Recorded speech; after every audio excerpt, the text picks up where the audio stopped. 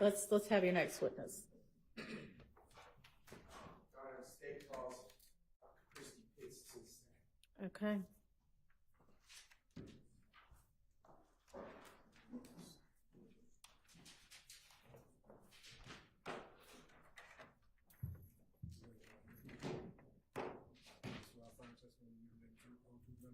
Yes.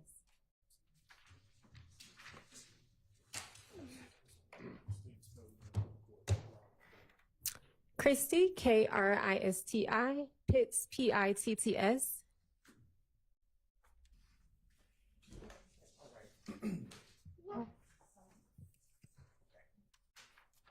Good morning. I heard you spell your name. Has your name changed in any time recently? It has. Okay, what did your name used to be? Christy Sanders. Okay, and when did it become Pitts? I was born in Pitts. I went back to my maiden name. Okay, all right. And was it Sanders in or around or about 2015? Yes. Okay. Are you employed?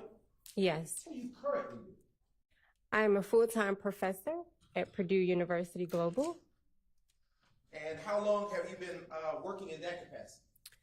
I've been working at Purdue University for about 3.5 years. I've been teaching post-secondary education for over 10 years. Okay. And what did you do, or what capacity did you work prior to beginning your teaching career? I worked at Atlanta Police Department as a crime scene technician. And what were your usual duties and responsibilities as a crime scene technician with the Atlanta Police Department? I processed crime scenes that I was dispatched out to. And when you say process, what did that all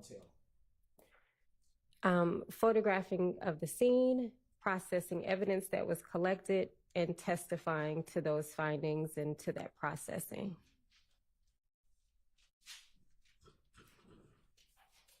And how long were you employed with the Atlanta Police Department? Maybe a little over 5 years. Were you ever a sworn law enforcement officer with post-certification? Yes. Okay. Were you sworn in post-certified in your capacity as a crime scene tech? Yes. Okay. What year did your employment with the Atlanta Police Department begin? 2013.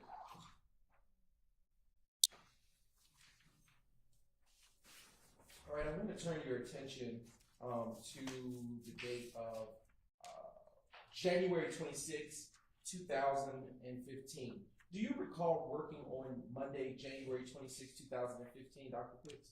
Yes. Can you tell the ladies and gentlemen of the jury what you remember about working on that day? I remember being dispatched out to a number of crime scenes that day. Do you recall one of those crime scenes being 1007 Hill Street, Southeast Atlanta, Georgia? Yes. Okay. And in what county is that location situated? If I recall, it's in Fulton County.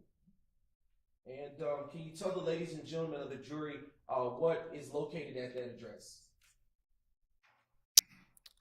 Is it a house, a business, or? I would actually have to take a look at my report, if possible. No problem.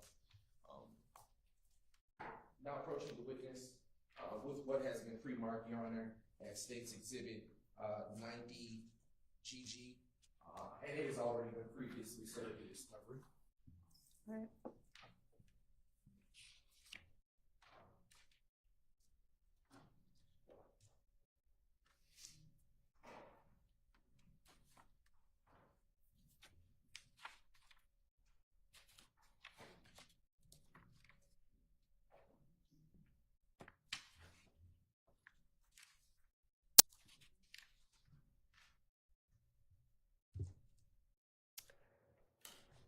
It appears to be a house based off of my description in one of my photographs. Okay.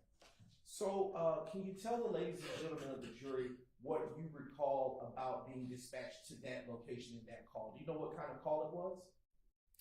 According to my crime scene report, it was an aggravated assault / battery.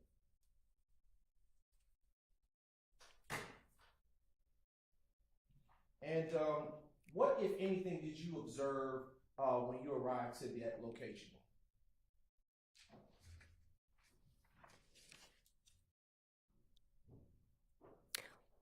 What did I observe? Did you, what did you see? Did you see anything on the ground? Did you see any people? What did you see?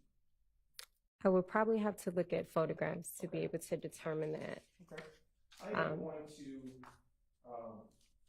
approach the witness with what has been pre-marked in State's Exhibits 30, golf through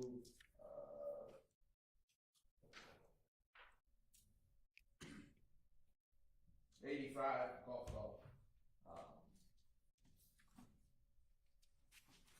And when you've had a chance to look at those, I mean, let me ask you this question, Dr. Pitts. Have you previously had an opportunity to review those exhibits that have been placed before you before coming to court? Yes. And what are those exhibits that have been placed before you? These are photographs that I have taken of this crime scene. And I'm also going to put before you what has already been previously admitted into evidence as State's Exhibits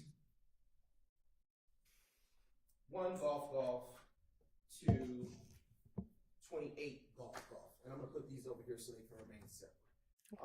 Have those exhibits identified as State's Exhibits 30, golf, 2, 85, golf, do they fairly and accurately depict the location of 1007 Hill Street, Southeast, Atlanta, Georgia, as you remember that crime scene to be on the day of January 26, 2015?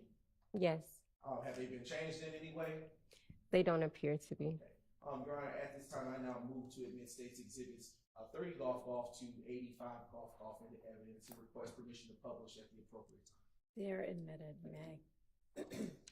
If you will take a moment to refresh your recollection using those photos about what you may or may have not seen and look back up at me when you have had such an opportunity to do so.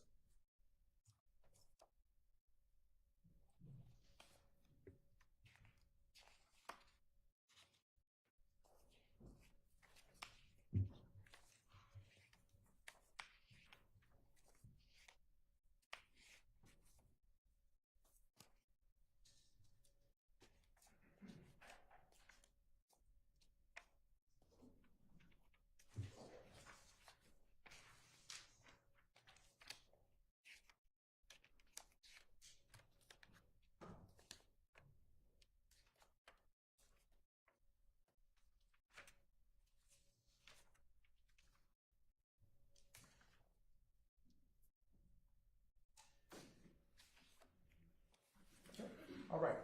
Do you need me to restate the question, or? Absolutely, please. Okay. All right.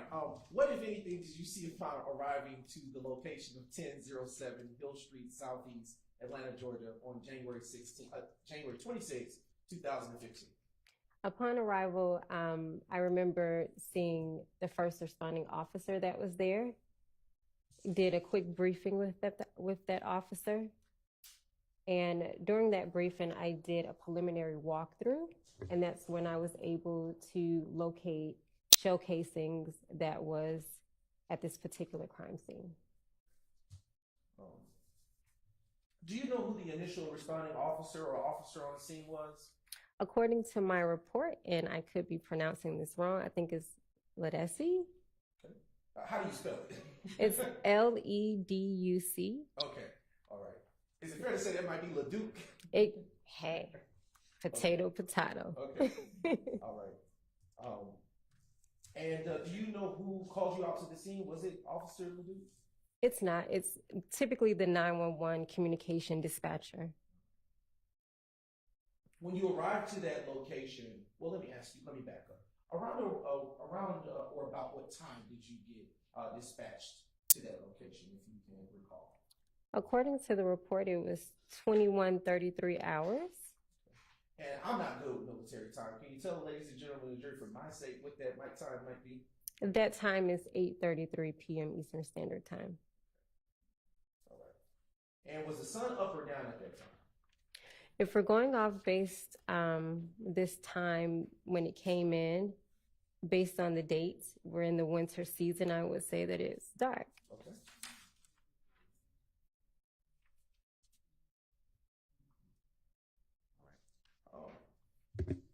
All right. I'm not good with math, but Maybe at 9 p.m. Okay, I just want to make sure I know. All right. So I want to ask you a little bit more about your arrival. So how do you determine where to start when processing your crime scene? It's based off of training. You want to approach a crime scene in the most systematic manner possible. So before you even approach a crime scene, you should have a plan of action.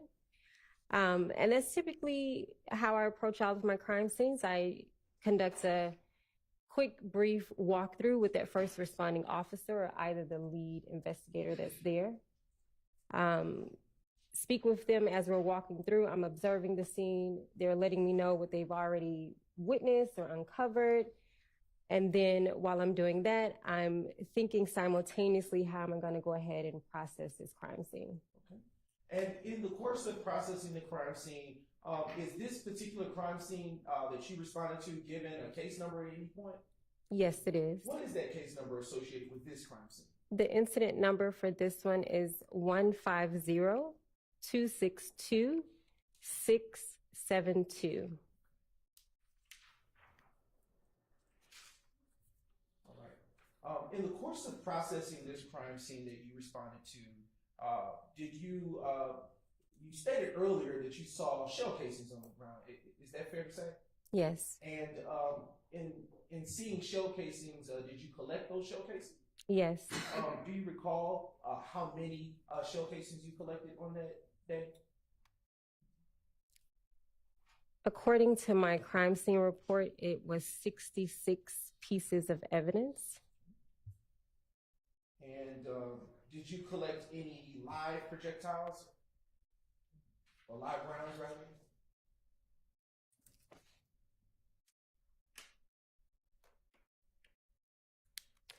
No, I collected 65 shell casings and 1 projectile.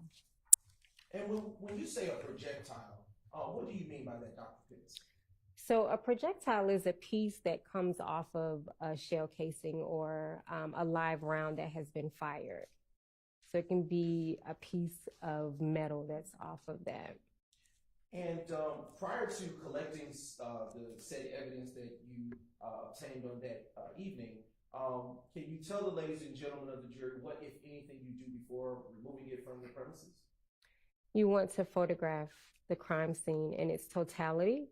And then from there, you must photograph each individual piece of evidence. So in this instance, I collected 65 shell casings. I took 65 individual photographs of those shell casings, and overall, a mid-range and a close-up of each and every piece of evidence. And after you take those photographs, well, let me ask you a different question. How do you distinguish shell casings one from another on the scene when you're taking pictures? Based on the initial walkthrough that I conduct with that first responding officer, or either that lead investigator, we typically discuss, did you determine what was the entryway into this crime scene?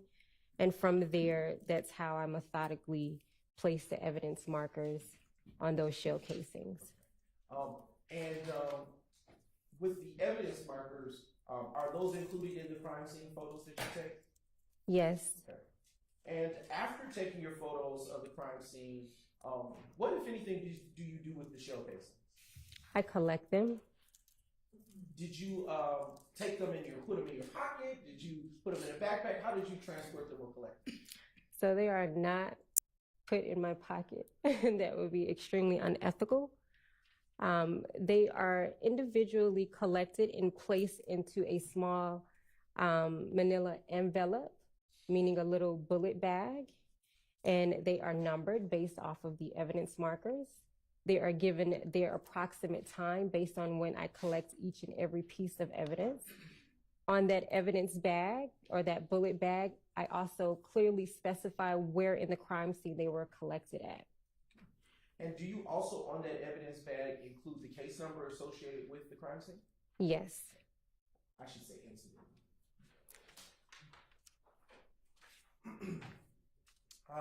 I am now going to publish a select set, Your Honor, of crime scene photos that have starting with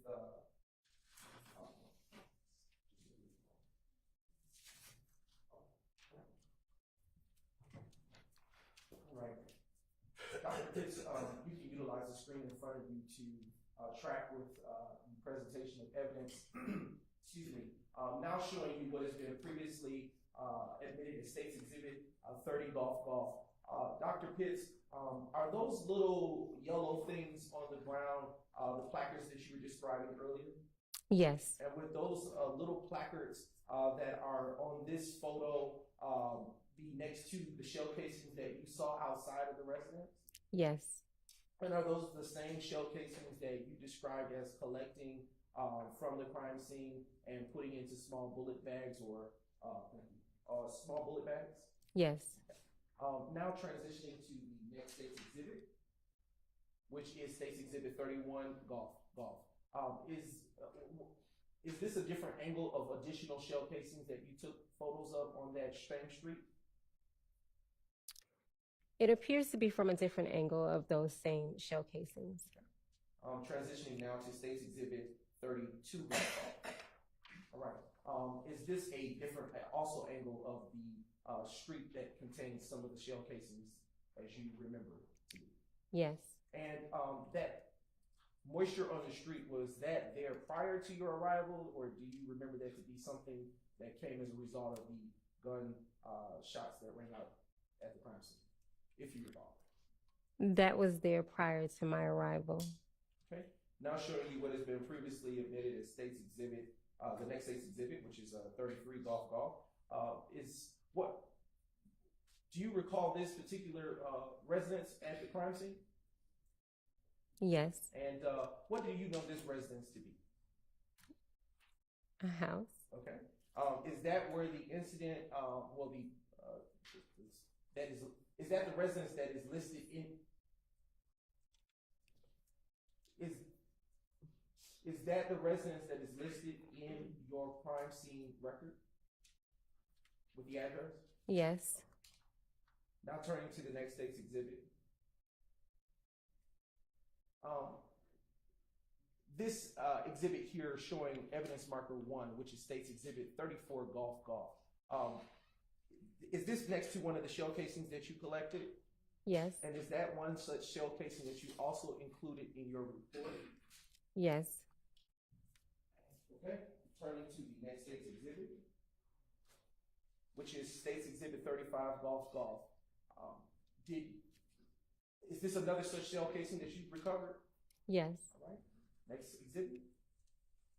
What about this exhibit, 36 Golf Golf? This is another shell casing.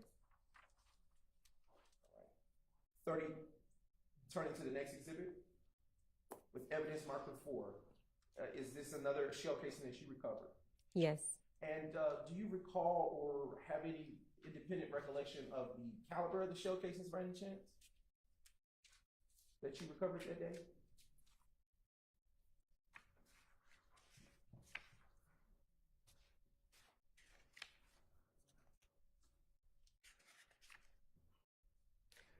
Not listed on my crime scene report, however, in my personal notes, yes. Okay. Would that help refresh your recollection? My personal notes, yes. Ma'am. I can. Yes. Oh, well, they're not with you? Okay. They are with, well, they're in the courtroom. We'll hold tight on that. Okay. Yes. I'll transition to the next State's Exhibit. State's Exhibit 38 Golf Golf. Did you collect this shell casing? Yes. Okay. Next exhibit. Evidence placard 6, which is on State's Exhibit 39 Golf Golf. Is this another such separate shell casing from the one in the last photo? Yes. And did you collect this one? Yes. And would you have included this shell casing in your crime scene record? Yes. All right. Turning to State's Exhibit 40 Golf Golf. What about this shell casing depicted in State's 40 Golf Golf? Did you collect this? Yes. Objection, Your Honor, cumulative. These are separate photos, Judge. They're not the same. Overruled. All right. You can answer the question. Yes. All right. You may turn to the next State's Exhibit, please. State's Exhibit 41 Golf Golf. As to evidence marker 8, is this another shell casing that you recovered on that evening? Yes. State's Exhibit 42 golf ball. Let me ask you this. I don't know if you were in here when Mr. Atkins was handling one of the other crime scene techs, and we had sort of a overview. Is there any way you could do it that way and just ask a broader question? Yes, I will do just Thank as you. the court has asked. Turning to, if I may, Your Honor, ignoring myself.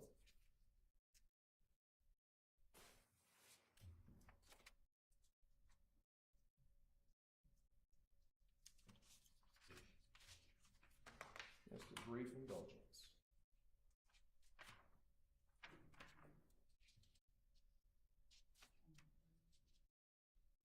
I want to turn your attention to State's Exhibit 30 golf ball.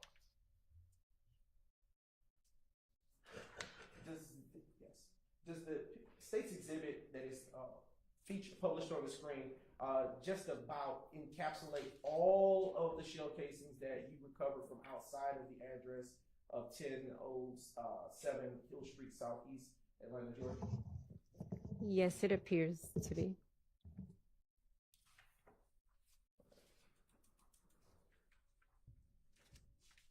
Okay. I want to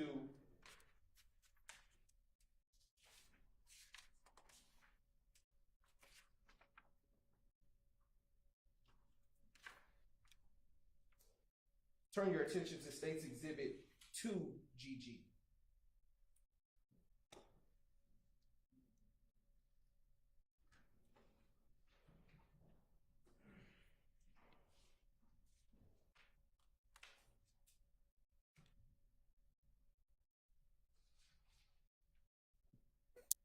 All right. The address that you listed on your report is 1007, correct, Hill Street? 1007 Hill Street, Southeast, yes. Is this picture depict the correct address of the home to which you responded on January 26, 2015? Yes. All right. Okay.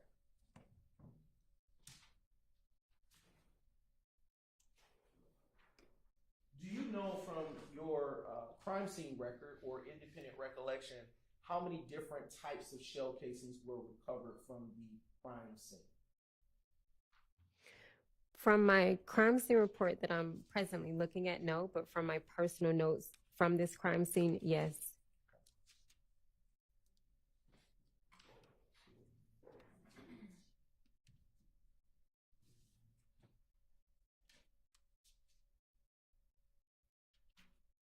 All right.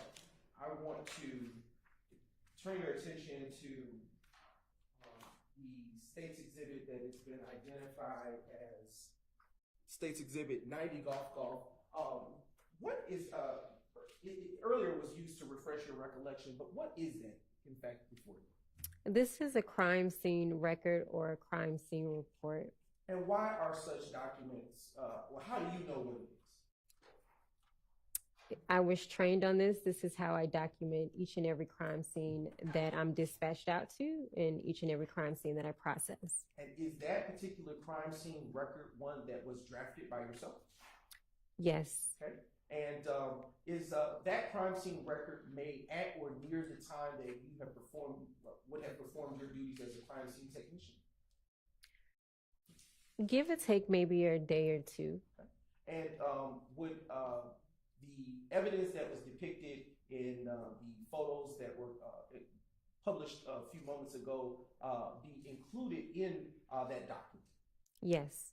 And would you also include any other such things that you would have, actions you would have taken that evening or thereabouts for reference purposes in that same document? Yes. Your Honor, at this time, is that document in the same or substantially same condition as it was when you last had the opportunity to review it? Yes. Okay. Your Honor, the state now moves to admit State's Exhibit 90 golf into evidence. All right, that's admitted.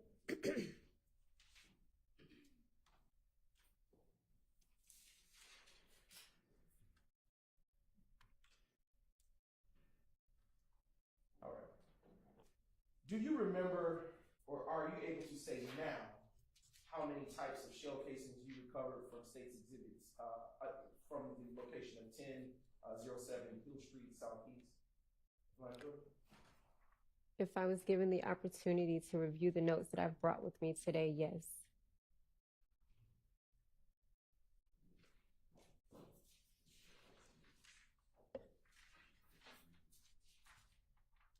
Your Honor, Excuse me. Mm-hmm. may I seek clarification? Is Your Honor, we have not speaking testimony in the approach. If it's going to be commentary. I'm not. I don't know. I can't tell what you're saying. Can we, I don't want to put anything in front of the jury unless it's an objection. Can we approach this? I'm wondering the notes.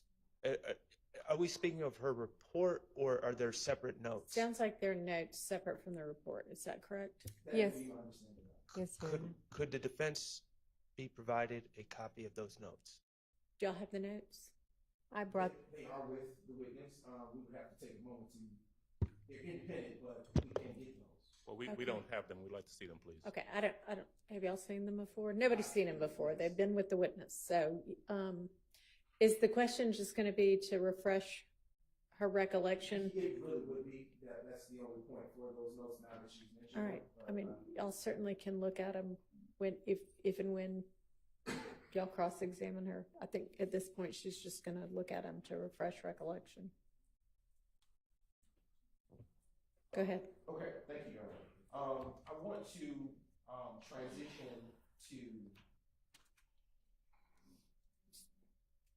So is she not gonna look at them and refresh her Yes, they're recollection? currently in.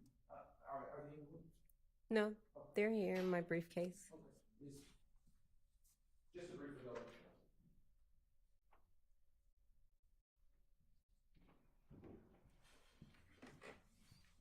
Thank you.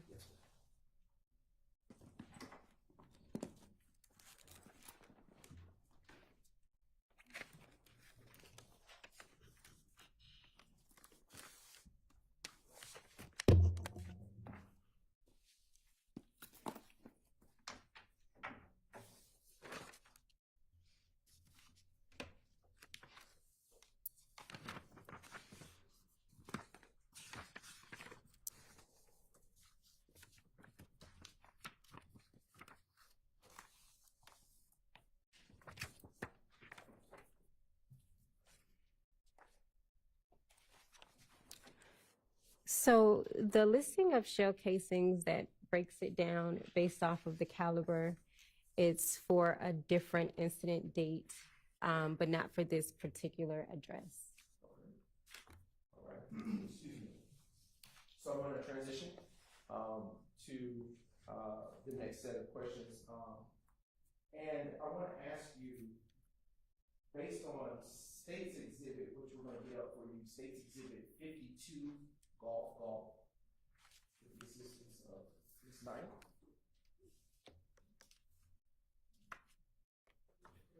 He should be coming up before you on the screen too, if you want.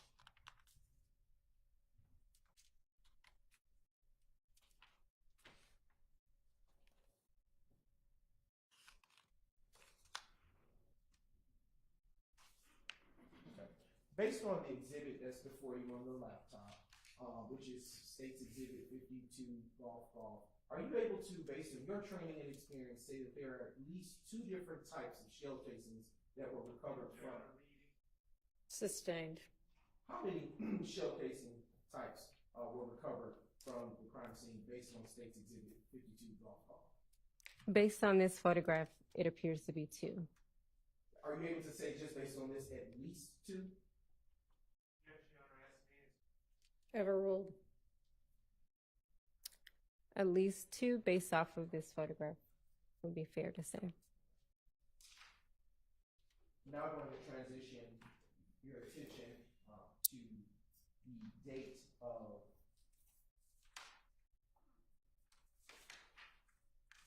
January the 28th, 2015, which would have been a Wednesday. Do you recall working on that day, Dr. Pitts? January the 28th, 2015, yes. Okay. What do you recall what do you recall about working on that day? I would need to either look at my notes or my crime scene report. I am now going to approach the witness, with what has already been pre-marked as State's Exhibit 123 Charlie. And I have now handed the witness that exhibit. And after you've had a chance to review it, please look up at me and we'll continue asking questions.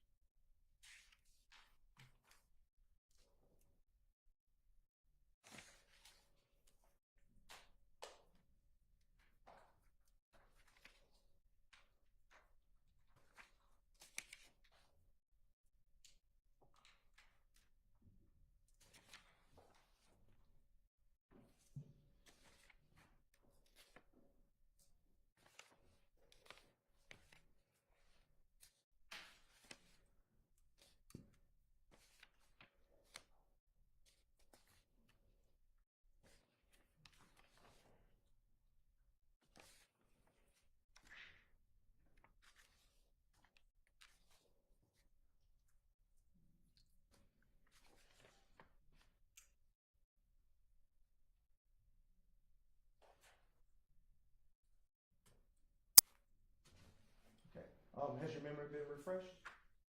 I would say that's a fair assessment. Okay. All right.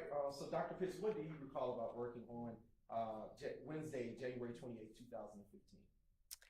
I recall being called out to a damage to property at 2905 Springdale Road, Southwest. Okay. And in what county is that address located, to your recollection? Fulton County. Okay. And based on your report, can you, or do you recall, let me ask, if that was a home or some other type of structure? Based off of my narrative, it appears to be, not appears to be, it is an apartment.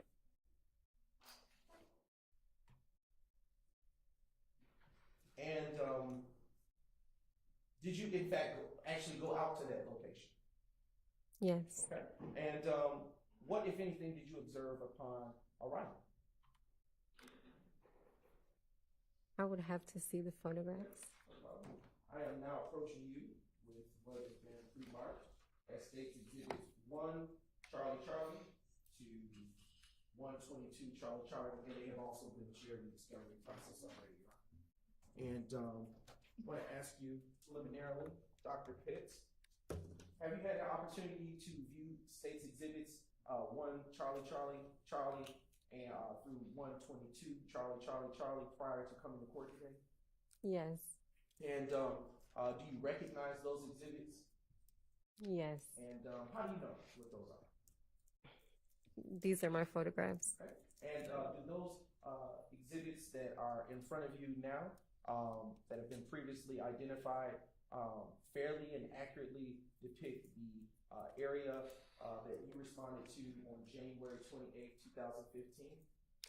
Yes. And Your Honor, at this time, the state now moves to admit said identified exhibits into evidence and publish with your permission. Your Honor, I'm sorry. May I have some clarification? Is the state referring to 1CC or 1CCC?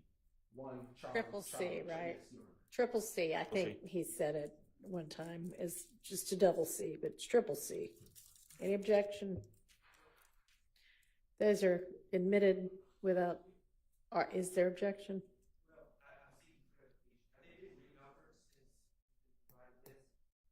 No. Your Honor, these have been previously provided in discovery for this exact reason as the court has instructed, and I'm not sure. Okay, I'm not sure if you understood my instruction yesterday, but it's okay. But there are three separate PowerPoints that we gave. So we gave.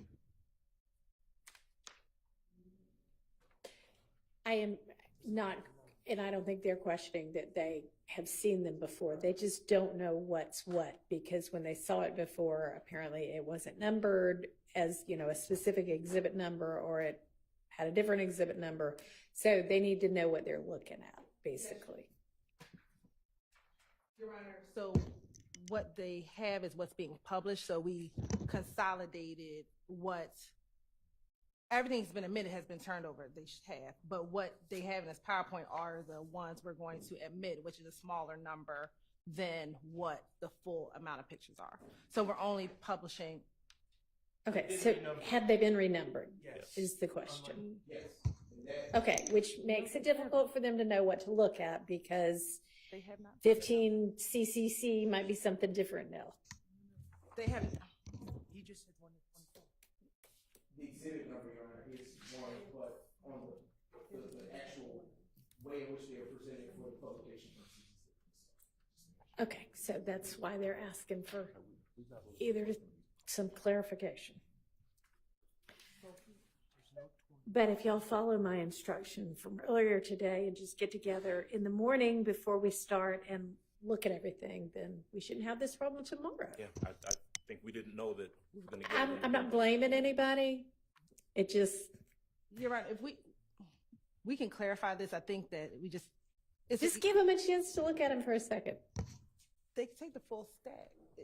What they have is only what's being published, so that's what. Right, but the numbers are not the same. They are.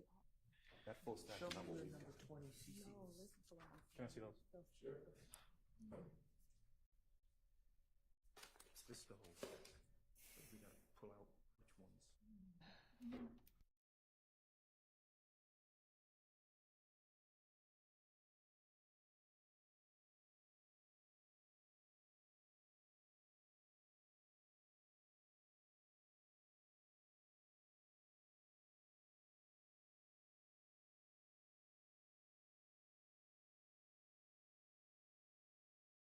This stack to admit 122 of them, and I do not expect 122 of them to be published or anywhere near that.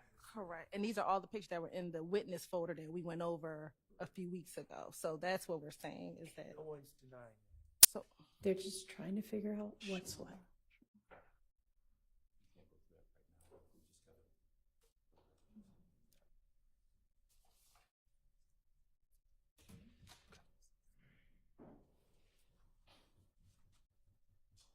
All right, Your Honor, are the question remains, what state's waiting on you? Okay, so it doesn't sound like there's any objection, so admitted without objection.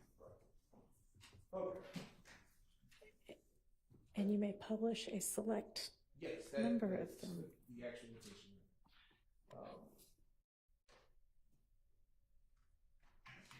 Okay. Dr. Pitts, earlier you stated that you would need to refresh with your photos. If you have an opportunity to, you can look through them if you need to briefly, to see what you recall about what you saw when you arrived.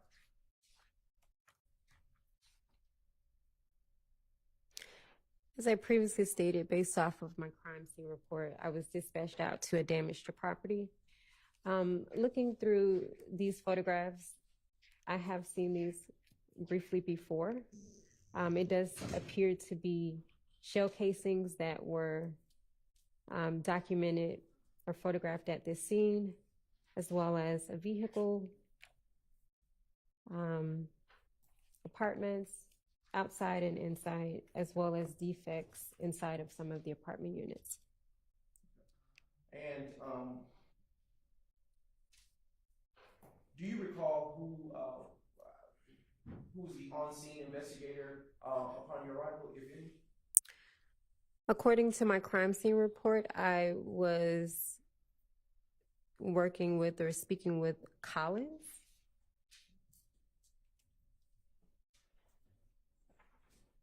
And what was the actual address of the location to which you were dispatched? 2905 Springdale Road, Southwest, And in what county is that address situated? Fulton County. And do you remember whether it was daytime or nighttime when you responded to that crime scene? Based off of the time that the call was received and the time that the call was answered, it was the early morning of January 28th, 2015. Do you have a round or about the time that you may have went? So this call was received at 1:01 a.m. It appears that I responded at 2:07 a.m. Did you collect any evidence from this crime scene after you arrived? Based off of my crime scene report, I collected 22 pieces of evidence. 17 shell casings and 5 projectiles were collected from this crime scene. And do you recall, based on your report, or do you recall off your independent recollection, which caliber they may have been? Let me see if this was.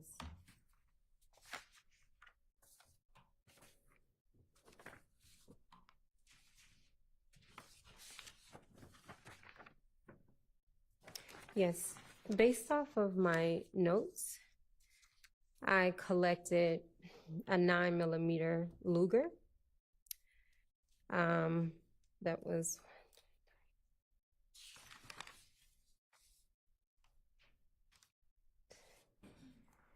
eight 9mm Luger shell casings were collected. I also collected 40 Smith & Wesson RP, and it appears to be 7 of those shell casings that were collected. I also collected a PMC 9mm Luger. It appears to be 1 of those were collected. No, I stand corrected, sorry. 5 of those.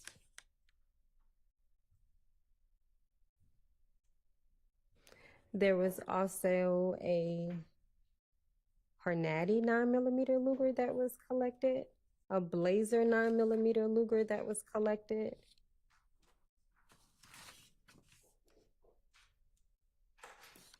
And those were all as it relates to the shell casings. The rest were projectile pieces. All right. And is there a case number associated with this particular call that you went out to, or an incident number associated with it that you responded to at the 2905 Springdale Road, Southwest Atlanta?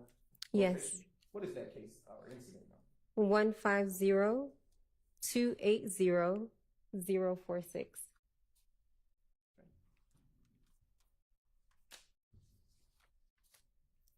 And after you collected that evidence, did you handle that evidence in the same manner as you did in the prior APD case or incident number? Prior to collecting any pieces of evidence, including these shell casings and projectiles, photographs are taken of the entire scene, and then individually of each and every shell casing before any collection is done. I want to publish select photos on the screen for you, and if you give it a brief moment, it will come up.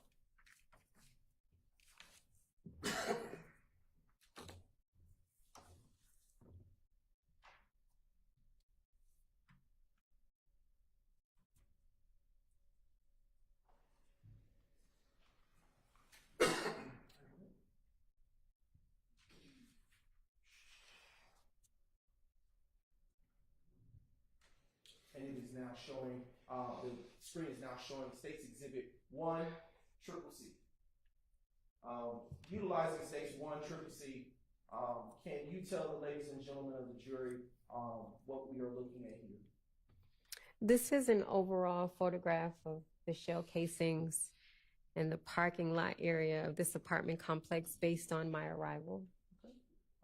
And now turning to the next States Exhibit, which is 5 Triple C. Is this another evidence? Thank you. Another evidence placard associated with one of the shell casings that you collected?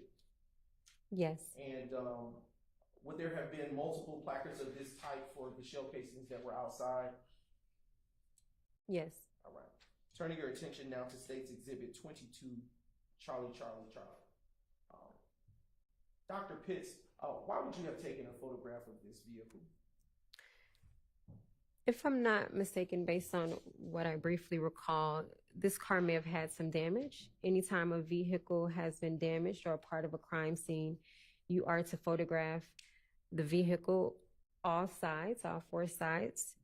And that's what this photograph is showing, the backside of this vehicle. Turning your attention to State's Exhibit 24, Charlie, Charlie, Charlie. Is this another angle of that view, of that same vehicle? This appears to be the passenger side of that vehicle. And do you see from this view any defects to this vehicle on this side of the vehicle? Not based on this photograph, no. Next, State's Exhibit, which is State's Exhibit 25, Charlie, Charlie, Charlie. What about this exhibit? It appears to be some type of defect on the driver's side, but I would have to have that photograph zoomed in We can enlarge that. for an exact. Yep. All right. Utilizing the zoom feature, are you now able to see any such defects to this vehicle on this State's exhibit? Yes. And where do you see that defect? On the driver side back window. All right. Now turning your attention to State's Exhibit 29, Charlie, Charlie. And do you see any defects in this photo here? No. Okay. We are now publishing for your viewing State's Exhibit 30, Charlie, Charlie, Charlie. Dr. Pitts, why would you have taken a picture of the front entrance of this apartment unit? Anytime you're photographing a crime scene, you're supposed to tell a story. And this is another photograph of me showing or telling a story through photography. Okay. Next State's Exhibit. 32 Charlie, Charlie, Charlie is published. And do you see any bullet defects here? Yes. How many? It appears to be one. And are you ever able to recover any such projectiles that may have entered the home at such range or from distance? If a defect was in this building on the outside, no, we typically don't have a ladder that we would climb up for that. But if it penetrated through and it was now inside of that apartment unit, yes, I would cut the wall out and retrieve it with tweezers. Showing you State's Exhibit 34, Charlie, Charlie, Charlie. Do you see a bullet defect here in this exhibit? Could you zoom in for me? Yes. Yes, it does appear to be a defect in the wall. Showing you State's Exhibit 36, Charlie, Charlie, Charlie. And I'm going to zoom in. Do you see in this room, separate from the last exhibit, a bullet defect? Yes. Turning to the next State's exhibit. And being published now in State's Exhibit 39, Charlie, Charlie, Charlie. Is this a separate unit from the first unit that you took pictures at featured in this particular State's exhibit? Yes. And was this unit impacted by the gunfire that led to defects that may be there present? Yes. Okay. Showing you now State's Exhibit 40, Charlie, Charlie, Charlie. Okay. Featured in this photo, do you see any such defects as you were talking about on this unit? Are we able to zoom in some? Yes. It does appear to be a defect on the outside. Right. Turn your attention to State's Exhibit 42, Charlie, Charlie, Charlie.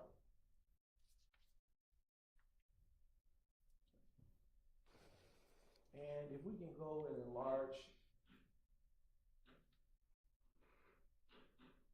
Dr. Pitts, why was this photo of any significance to you?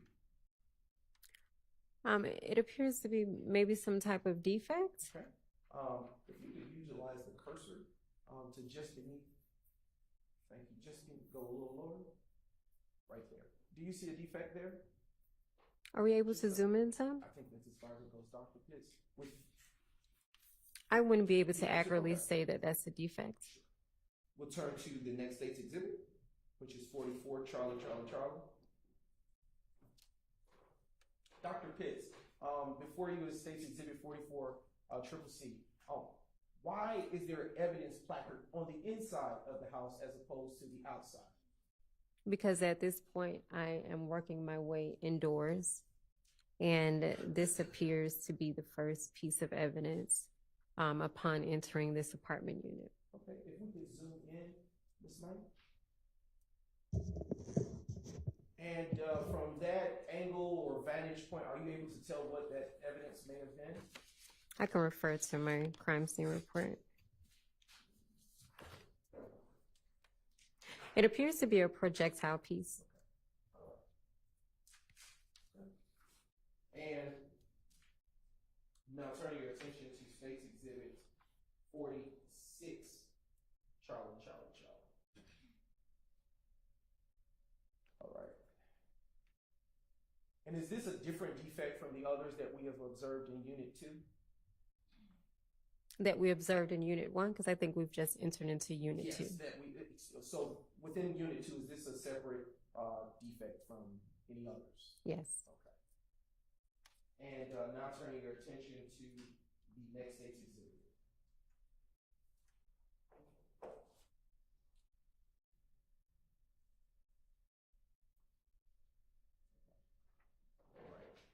All right.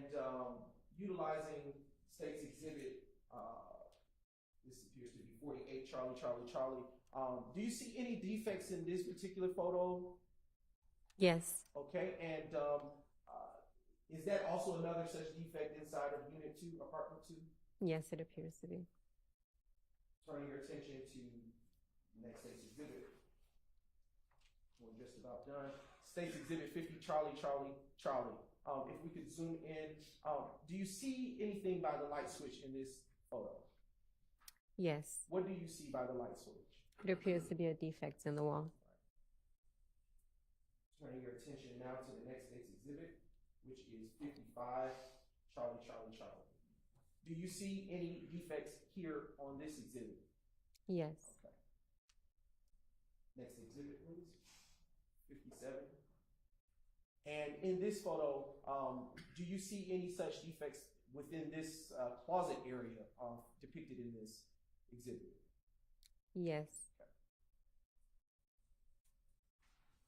State's Exhibit 59, Charlie. Dr. Pitts, now that it has been enlarged, are you able to see another defect in the same unit on this photo? Yes. Turn your attention now to State's Exhibit 61, Charlie. In the same unit, and if you can enlarge, Ms. Knight, thank you. Do you see any bullet defects here with this exhibit on the screen? And if you're not able to, you can always utilize the hard copies of photos. What was the number of this photograph? This is State's Exhibit 61, Charlie. Thank you.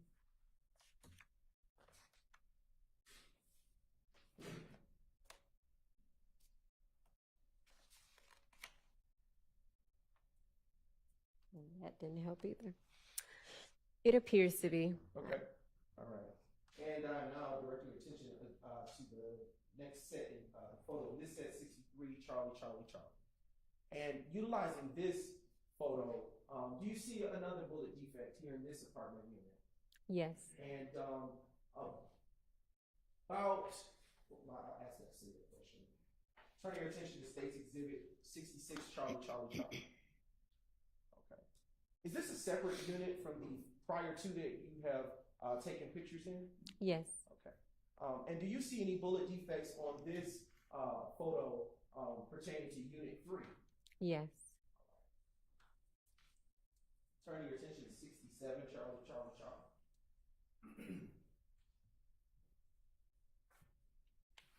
Dr. Pitts, do you see any bullet defects in this photograph? And if yes. Yes, it does appear to be. And to the top right where the cursor is now pointed, do you see any more bullet defects? Yes. Okay, how many do you see? I see 3. And in total on this exhibit, how many do you see? I want to say 4. Okay. It could be on other parts. Would utilizing the hard copy of that exhibit in front of you make you confirm that? What was the number That's again? State's Exhibit 70 Charlie Charlie. Excuse me, my apologies. That was 67 Charlie Charlie. 67.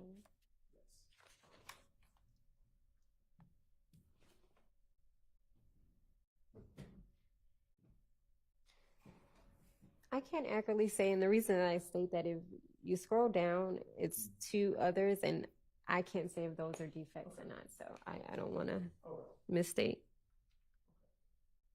I want to turn your attention to State's Exhibit 70 Charlie Charlie Charlie.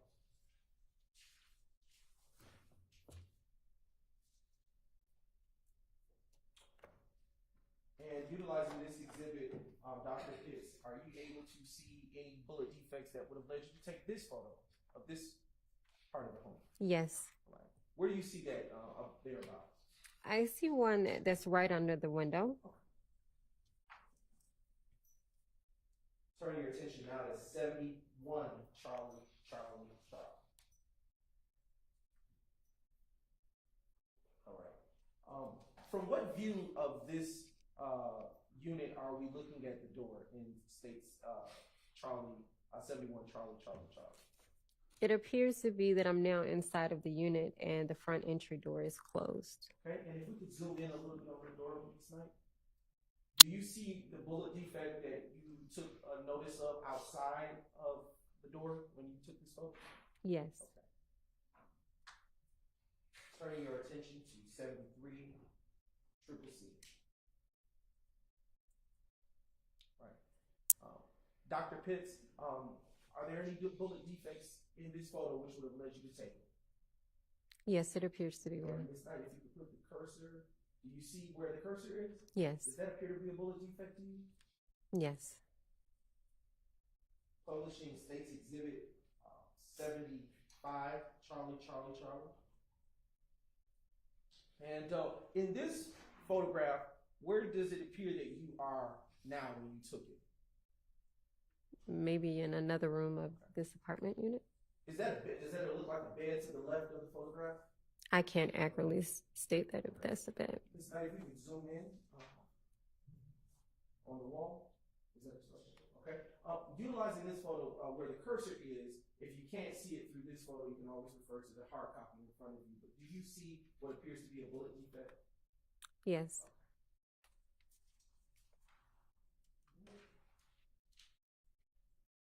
'76 Charlie Charlie Charlie. All right. And if we, as far as you can, do you see any bullet defects in this photo that you took further in the room? Yes. And how many do you see with your eye? I see 3.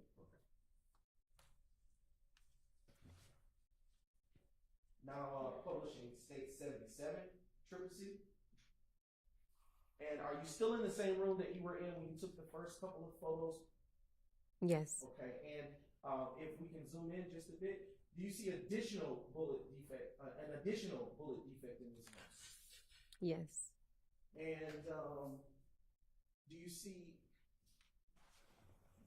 Yes, I was going to ask you. Is it 76 Charlie Charlie Charlie? It is 77.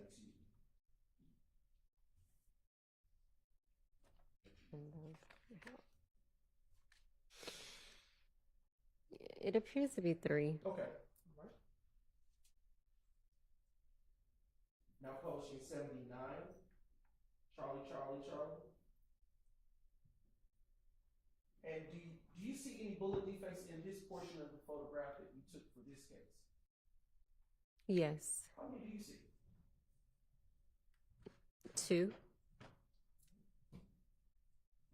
Now publishing State's Exhibit 81 Charlie Charlie Charlie.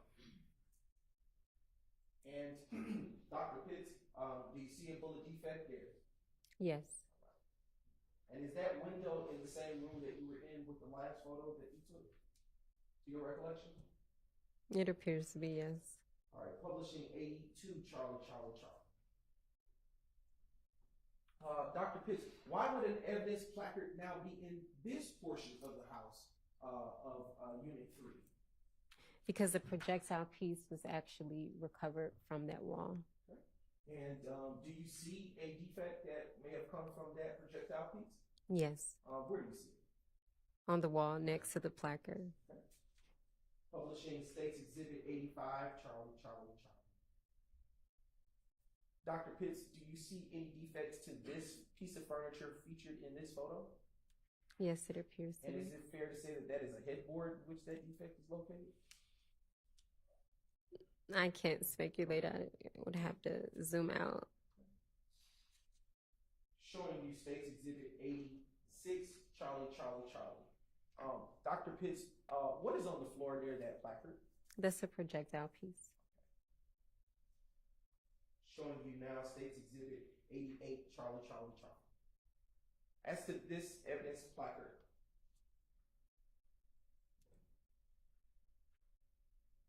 we're going to forego that. We're going to go to the next exhibit. 90, Charlie, Charlie, Charlie. Dr. Pitts, in the corner of this photograph, is there yet another bullet defect to your ability to see? Yes. And now publishing 92, triple C. In the same room, do you see another bullet defect separate from the others that you identified? Yes. Publishing the next state's exhibit, 93, Charlie, Charlie, Charlie. Dr. Pitts, what's here in this photo? This is a photograph of a projectile piece. Publishing 95, Charlie, Charlie, Charlie. And Dr. Pitts, do you see a bullet defect in this photograph? Yes. And is it whereabout the cursor is located on the screen? Yes. Now publishing the next state's exhibit, which appears to be state's exhibit 100. But let's confirm. Just a brief moment.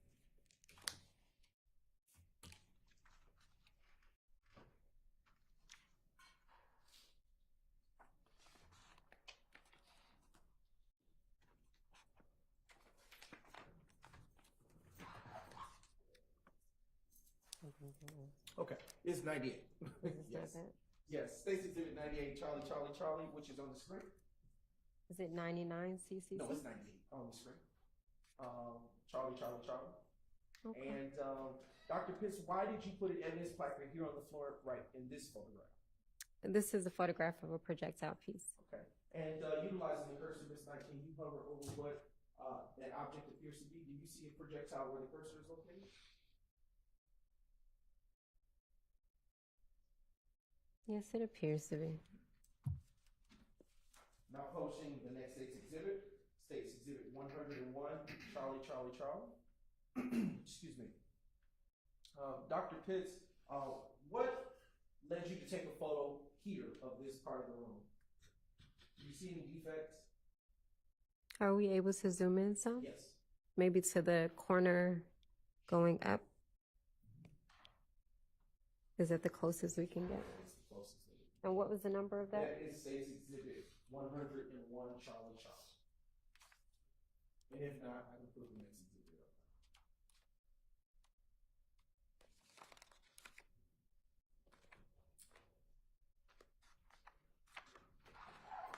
Can we put the next, because this is kind of out of sequence. Thank you. Actually, we're going to transition to State's Exhibit 106, Charlie, Charlie. And you can still refer to that.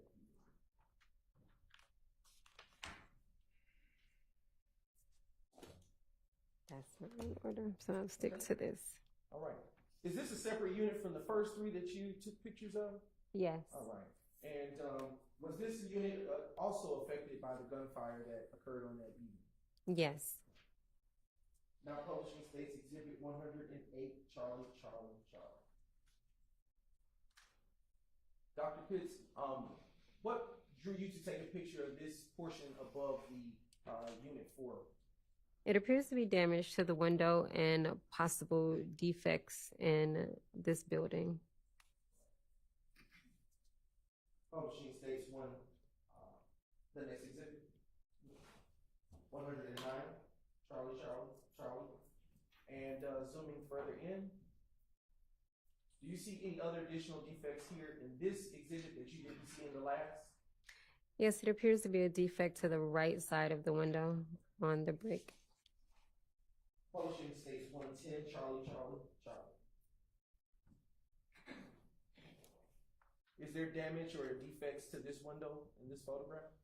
The lower part, yes. Publishing states exhibit 112, triple C. All right. Zooming in, yep. Dr. Pitts, do you see any defects in this photograph? Yes. And how many do you see with your eye? It appears to be 5 or 6 if we're looking at the top right corner of the page or the photograph. The cursor is located. Correct. And now publishing states exhibit 115, Charlie. Does this appear to you to be the interior angle of the exterior damage to the window that you were describing earlier? Yes.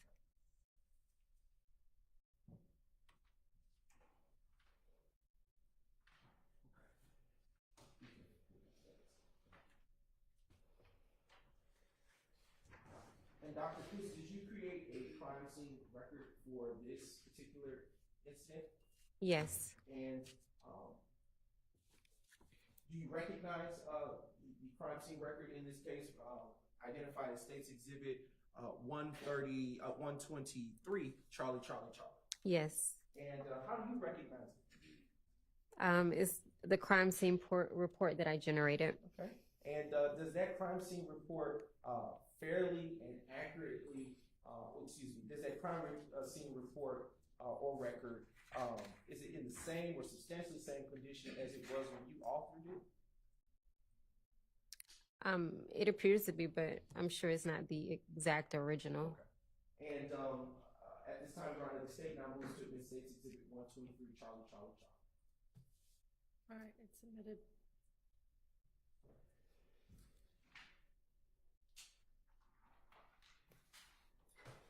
Dr. Pitts, I want to turn your attention to the final case number here. Do you recall working on Tuesday, April 28th, 2015?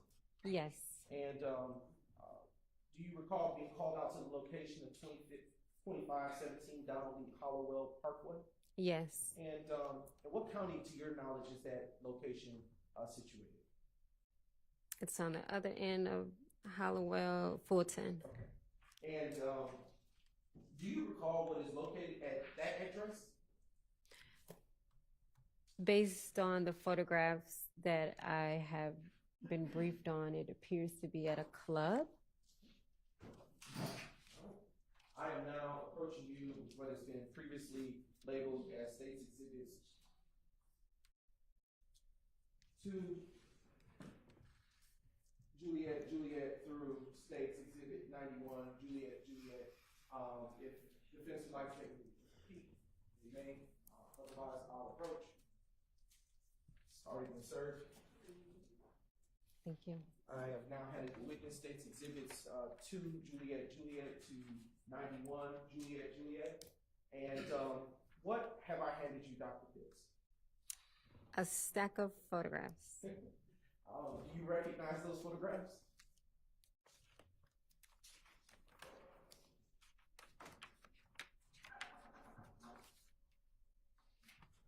I should say, have you had an opportunity prior to coming to court today to review those? Yes. All right.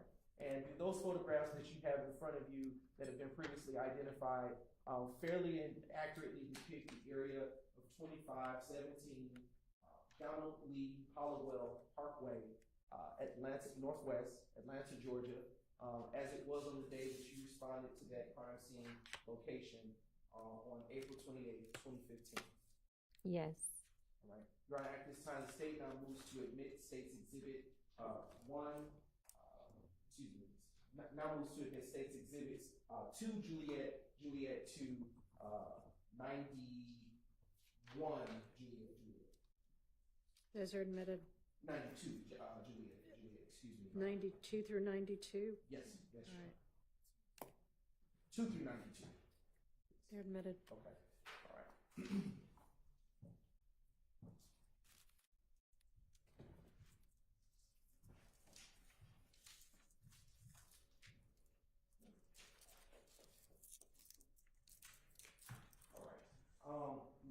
I'm also going to approach you with what has already been marked as state's exhibits. Exhibit 93, Juliet, Juliet. And Dr. Pitts, I will ask you, do you know what that is? Yes, And have you had a chance to, what is it? it's a crime scene report or And record. Does it pertain to the address of 22517 Donald Lee Hollowell Parkway, Northwest Atlanta, Georgia? Yes. And does it pertain to, what incident number to which does it pertain to? 151180288. And does that crime scene record is it in the same or substantially same condition as it was when you authored it?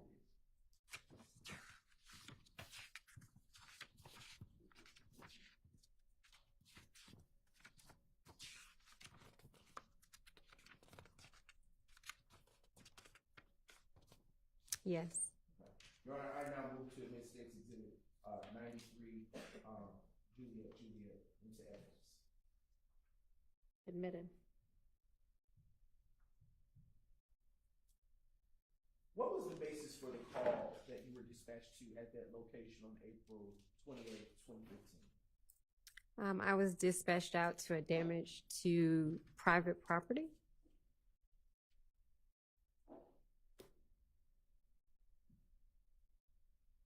And when you arrived to the location, what did you see, if anything? Based off of my photographs, I saw damaged vehicles, some shell casings. And do you know who the on-scene investigator was or a responding officer? Based off of my report, it was Sutton. All right, I hate to do this, but I'm going to interrupt and have us break for lunch because it's been past the 45 minutes anticipated and we're at 1 p.m. now, so I'm sure people are getting hungry. So we'll pick up with this witness after the lunch break, and we'll break until 2:15. Yes, sir.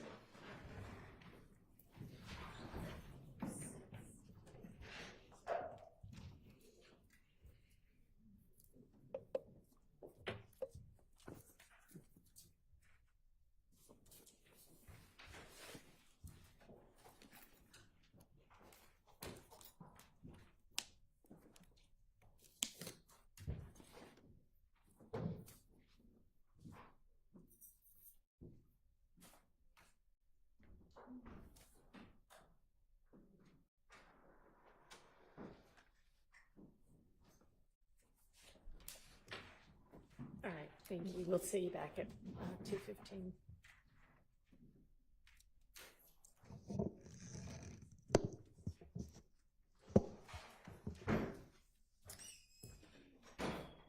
All right, I'm not sure where Miss Love went, but y'all were going to get the dates of the witness list that these various witnesses first ever appeared on.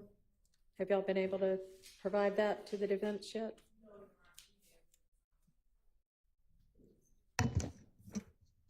I'll look as we're sitting here before I leave for lunch, Your Honor. Okay, so I don't think you were in here yet, but somebody should have already been doing that. And in fact, y'all called a witness that we hadn't yet covered because you gave me one order that you were calling the witnesses in and then called them in a different order. Not that anybody from the defense objected, but there's Miss Love. Miss Love, the defense still needs the information on which witness list these recently re-added witnesses were. on? Okay, I had, earlier this morning, I had our paralegal looking at our first list that we sent out. So I'll go and get that information Okay, from her. I mean, doesn't your paralegal email you Yeah. when they've got the information you need? Do you have to?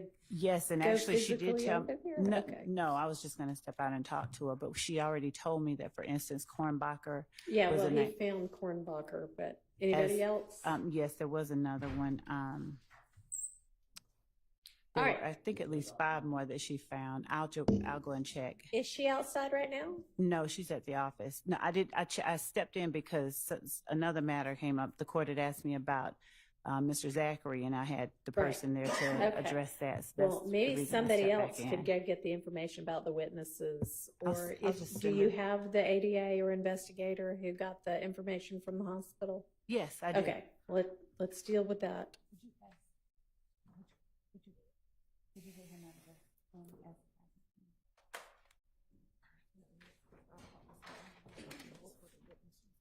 The ones that I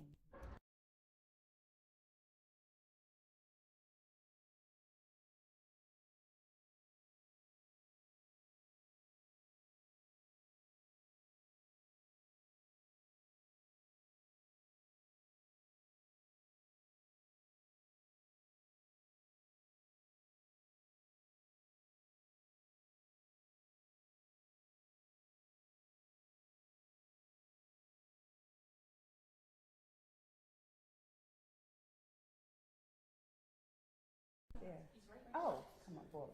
Yes, here he is. What's your name?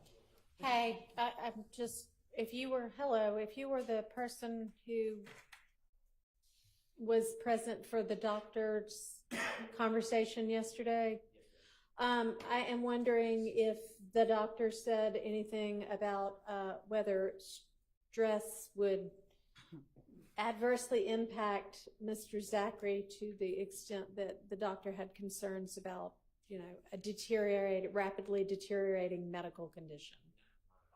Okay. Was it discussed? It was discussed. It was even as far as discussed about his the medication that he was on. Mr. Shai actually specifically asked if medication would affect his mental state of mind and his ability to understand. The doctor said no. Okay. There's been no evidence of that. There's no evidence of that based on the medication he was on. Okay. Okay. And nothing about, he or she had no concerns about stress being able to. No. Okay. All right. Thank you. I appreciate your time.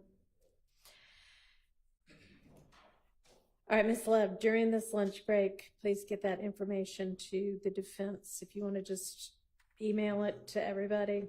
Yes, Your Honor. Okay. I'm going to pull up the email. I think I saw it. Great. So I'll If you pull have that it up. right now, that's even better. Okay.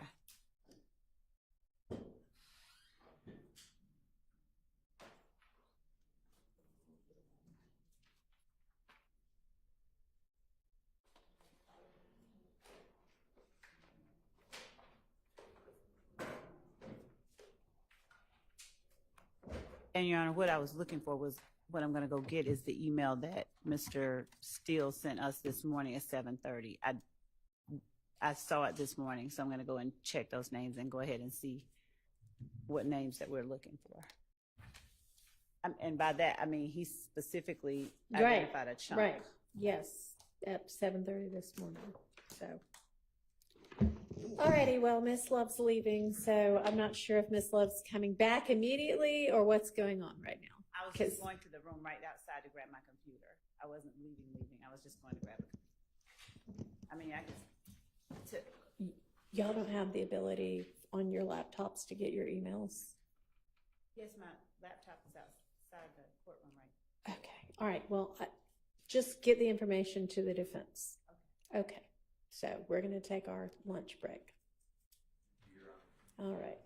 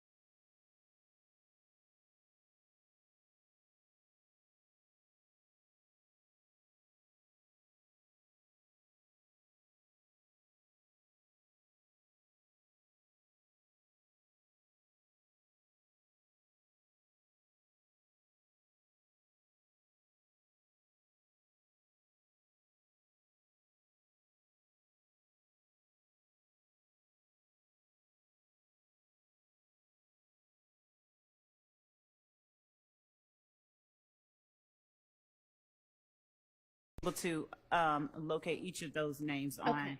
the list, and I need to forward them over to Mr. Steele. Okay. But the court will afford me a second to do that. I'm gonna do it. And was there something else we were supposed to argue with? You sure? Okay. I think that Mr. Atkins. Wait. I'm listening. Oh, okay. I just had some random set of keys up here that are not mine that Okay. appeared over the lunch break. Mr. Atkins, I think, forwarded the exhibits that he'll use with Miss Latner's later Okay. today. And I didn't know, I don't believe that I can't speak for anyone. So I just wanted to make the court aware if there's any objection, we're prepared to argue it, but we did forward over. I don't think that there is. There shouldn't be. It's a CAD report and a 911 call. Good afternoon. So my understanding is that there's going to be a Maynard in April 2019 CAD report, no issues with that. There's going to be a Holloman CAD report, no issues with that. There's going to be a 911 call that's already been litigated, and there's a Chandler Durham 911 call that I need to look through. Is Miss Latner's the next witness? I mean, we're on No, this witness still anyway. she's not. Okay, She's you not. think you'll have time to do that? Okay, all right. And I don't think that was I would ask that the court inquire if there are any more objections about the ones that he sent over, because I think that was the extent of it, but he just wanted me to make sure that I addressed it with the court. You just stated what my position is on the other ones. Right. My issue is I want to go to that Chandler Durham out. Yes, That's we can do fine. We'll give you a chance to do that before. I will check, Your Honor, and good afternoon as well. I will check what was sent to our previous motion that we filed to exclude certain portions of Ms. Latner's 911 calls as well as CAD reports. And we already itemized that, but I could check it. No problem. Okay, well, hopefully Mr. Atkins has checked too and knows what comes in and what doesn't. And I believe that Mr. Smith as well forwarded some exhibits that he intends to introduce with the crime scene technician that he has coming up after this witness. What was that? So they're actually, Your Honor, from body cam footage from a Holloman incident. But it's a still shot, or They're screenshots from body cam. Who's the witness? Detective Starks. that's not the next witness or the next witness. I need to review what they sent over. Okay, who's going to be the next witness after Professor or Dr. Pitts? Dr. Pitts, it will be CST Porter. Porter? Yes, I think Montgomery might be the name on there.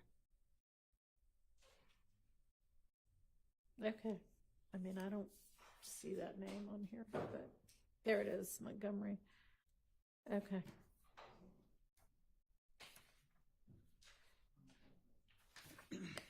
So Montgomery and then who? We have Miss Latner's coming, we have Miss Smith coming, and we have. So is Miss Latner's going to be right after Montgomery? No.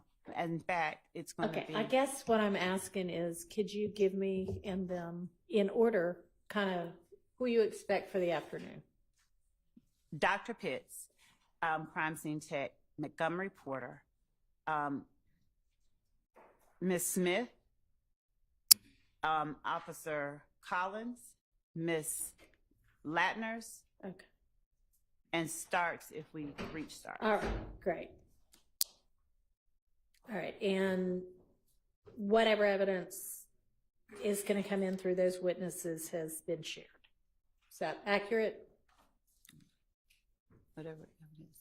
Say that for me one more time. Whatever evidence is going to be introduced through these witnesses has been shared. Yes. Okay, and as far as we know, the only thing that somebody still needs to look at is that or listen to is that 911 call. That's correct. Okay. And I'm going to review I understand that there were some stills that were apparently sent over. I need to look at that, apparently from a body cam. That's the first I've heard of that, so I need to look at that, Judge. Okay, and the stills would be with what witness? Starks. Starks. The Okay. last one. if you All right. mention. Okay, so we've got 3 witnesses plus the one on the stand to get through before them, so y'all should have some time to do that. I'll review them, If there's Judge. any issue with it, just let me I'll know. bring it to the court's attention. Thank you. All right, anything else before we get the witness back and the jury in? No, I'm just sending over the. Great. All right.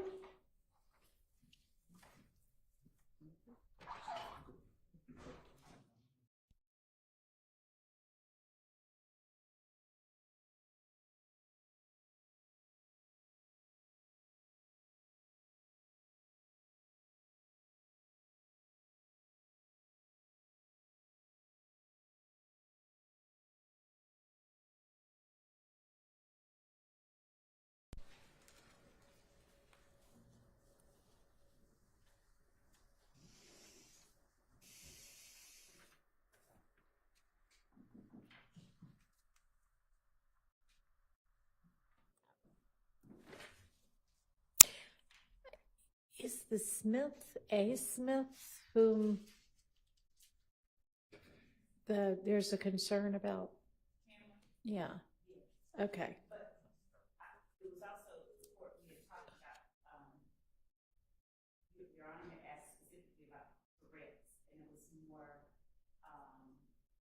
not threats. It was alerting her and making her very disturbed. So before we have her come in, there needs to be a determination made because we haven't done that yet. Okay. We're ready. I'm sorry.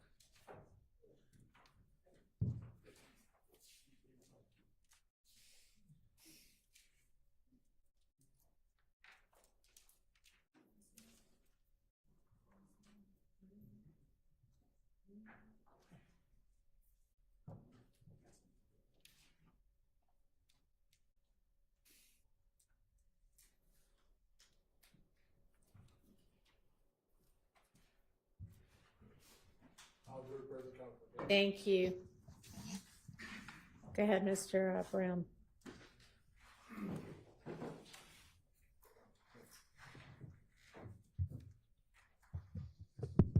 All right.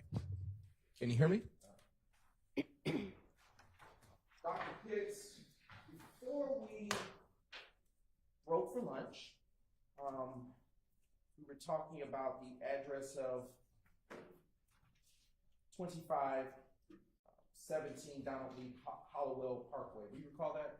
Yes. Okay. And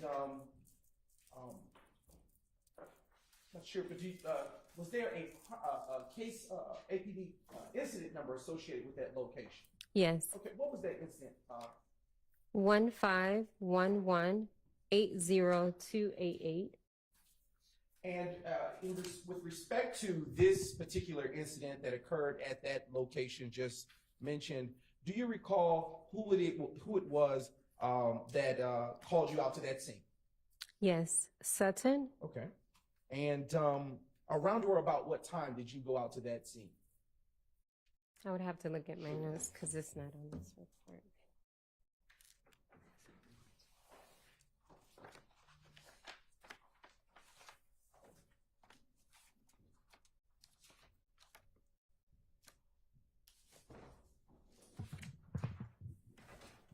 Thank you. Yes. Thank you.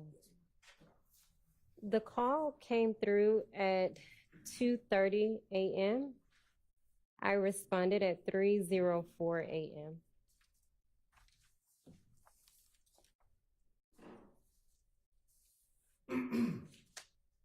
And you now have the photos in front of you. Using those if needed, can you recall whether the sun was up or down at that time? It was early morning. Sun was down. Okay. And when you got to that scene, as with the prior two cases that you testified about earlier, did you in fact process that crime scene at 2517 Donald Lee Hollowell Parkway Northwest? Yes. And when you began to process that, did you go through the same type of steps that you described earlier in the first two APD incident numbers? Yes. And what, in terms of processing, did you collect any evidence at that time? Yes. What evidence was located on that crime scene? 49 shell casings and 1 projectile.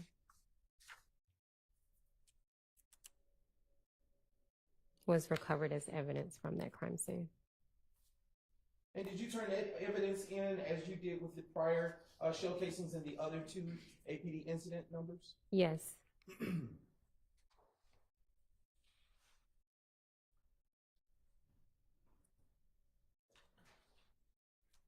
Was any of the evidence in the first APD incident number tested by you for anything?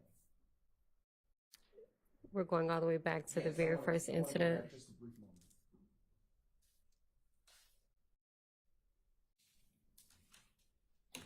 Was that the Springdale location? What That would have location been was that? Or the the- Hill Street? Yes, the Hill Street location.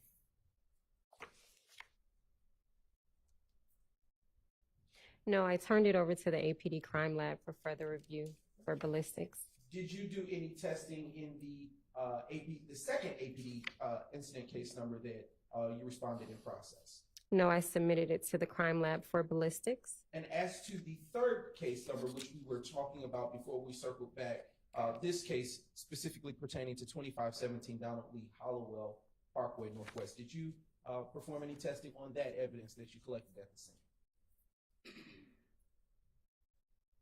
No, I turned this over to the APD property unit. Okay.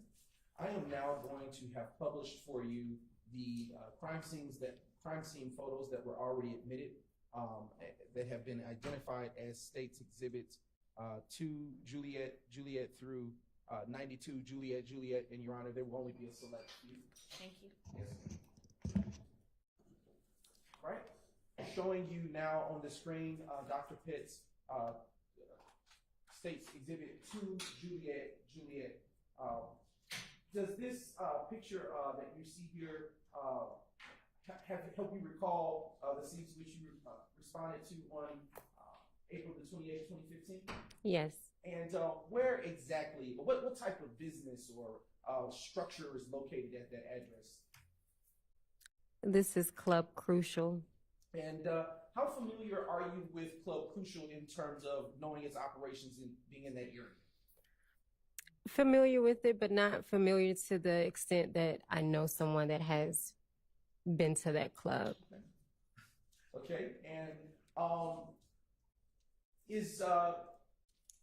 are you familiar, based on your experience in employment, with the hours of operation? They may be more frequent? No. Okay. All right, now turning to the next State's exhibits.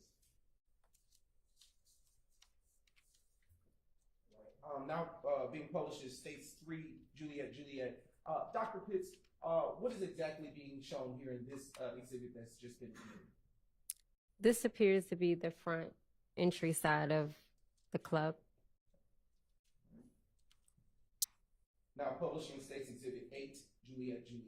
Dr. Pitts, is it fair to say that this is an overview shot of the placards that were placed in that crime scene locations? Majority of the placards, yes. And those placards that were placed down, do you recall to what number they went to? I don't. Okay. Is it by chance that your notes may refresh your recollection?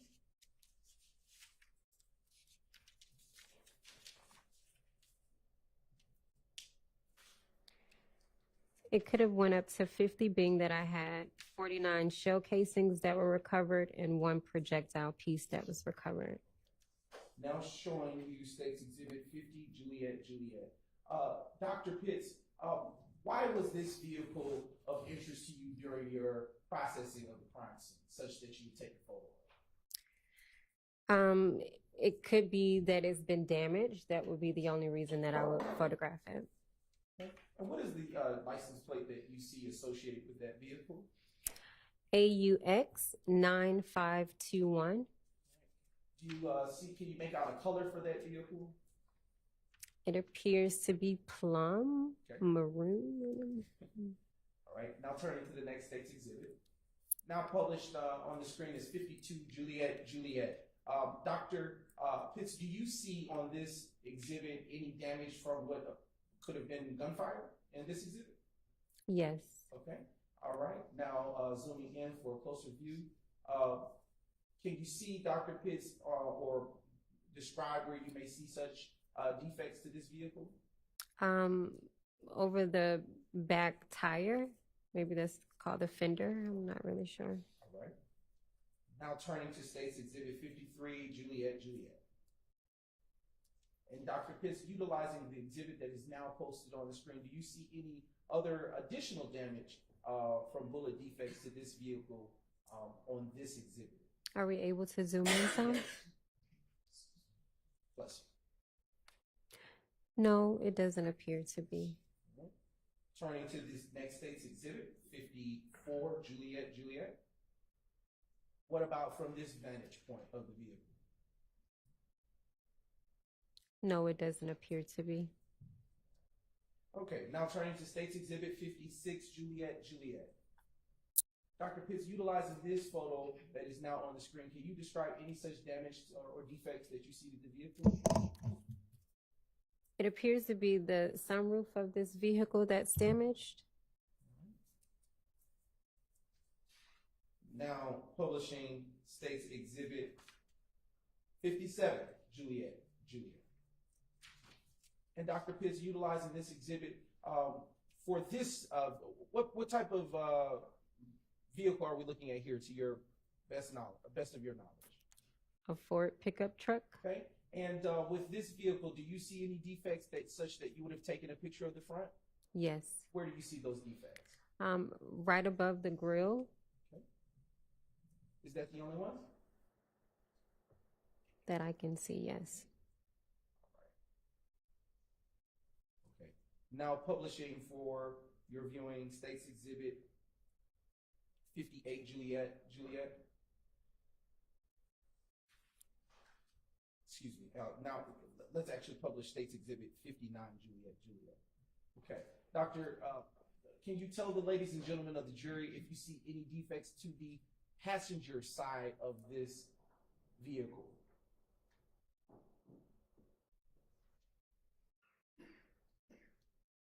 It doesn't appear to be. Okay. Where the cursor is located, can you see any such type of damage or defect? Yes. Okay. Now turning to State's Exhibit 60, Juliet. And was there anything of value in terms of your experience as a crime scene tech that you would take the rear of this photo, this rear photo of the truck?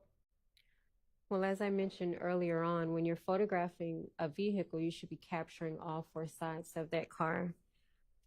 So it doesn't appear that I see a defect, and so it just appears to be that this photograph was captured for documentation purposes. And what is the what is the license plate or tag number associated with this pickup truck? I do wear contacts. I think it's BZE 0994. Okay. All right.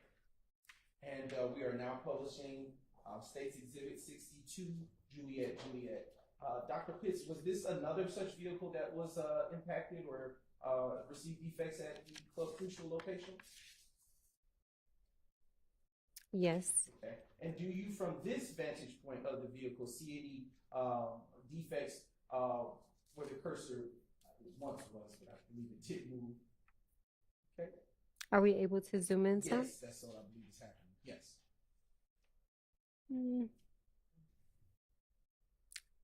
I can't accurately say if that's a defect or not. If you, using the hard copy of the exhibit that has been entered, can What you was the tell number that that again? exhibit now is 62 Juliet, Juliet?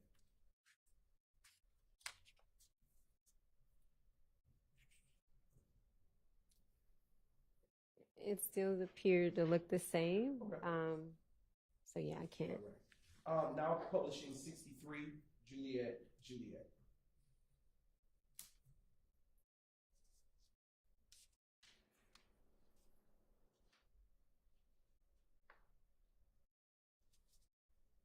Just a moment, all right? Here's the...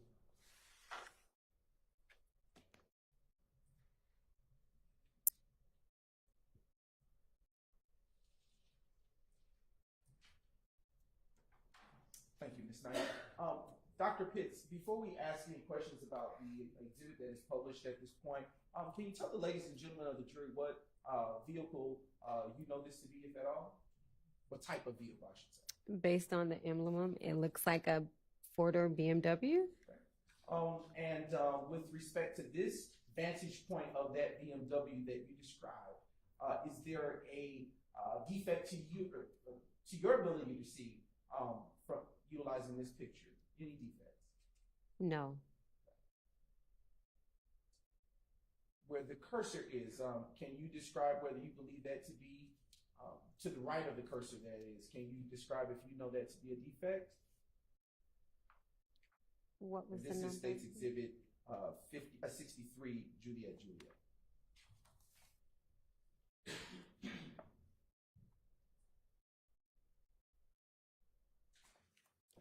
I can't accurately say that.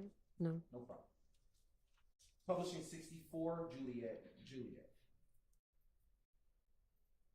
And Dr. Pitts, with this passenger side view of the BMW, are you able to distinguish if you see any defects to this portion of the car? I do not see any defects. All right. Now publishing 65, Juliet, Juliet. Dr. Pitts, do you see anything of this, pertinent on this picture that would look like defects to you? Yes. Okay. Where on this photograph do you see defects? It appears to be a defect at the top of the trunk. Okay. And then on the bottom lower area of the fender, the back fender. And what is the driver, what is the tag number that is associated, if you can make it out, associated with this vehicle? I think that's PYI4970. Right. Now publishing the next State's Exhibit, which is State's Exhibit 68, Juliet, Juliet. What type of vehicle, based on this photo, can you tell, make this out to be? This is a Volvo. And is there a tag number that you can see associated with this vehicle? Yes. What is that tag number, Dr. Pitts? Can we zoom in Yes, just so ma'am. I can get the first? The first letter appears to be maybe PTG7271. Okay. What state is that tag associated with? Georgia. And do you see any defects to this vehicle here on this view? No. Now publishing State's Exhibit 70, Juliet, Juliet. What about here, Dr. Pitts? Do you see any defects that drew your attention when you processed this crime scene and this vehicle on it? No.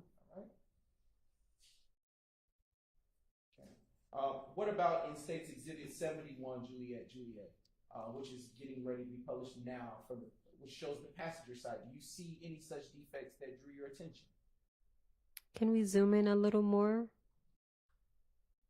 And I believe that is about as far as the technology will allow. It appears to be something on the passenger front door.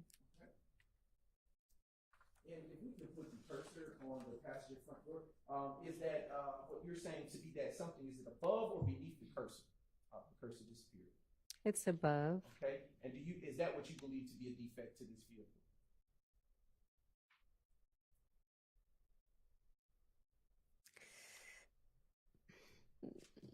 I'm gonna say it's not a defect because I'm not 100%. I'm gonna say it's not a defect. I'm not 100% sure. Okay. Now showing you what has been pre-marked and admitted as States Exhibit 72, Juliet.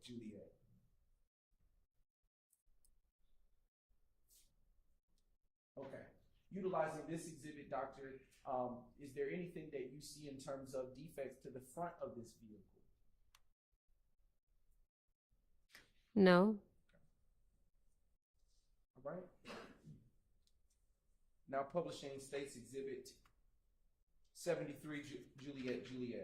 Dr. Pitts, are you able to say that, do you see anything that may appear or resemble to be a defect on this portion of the car?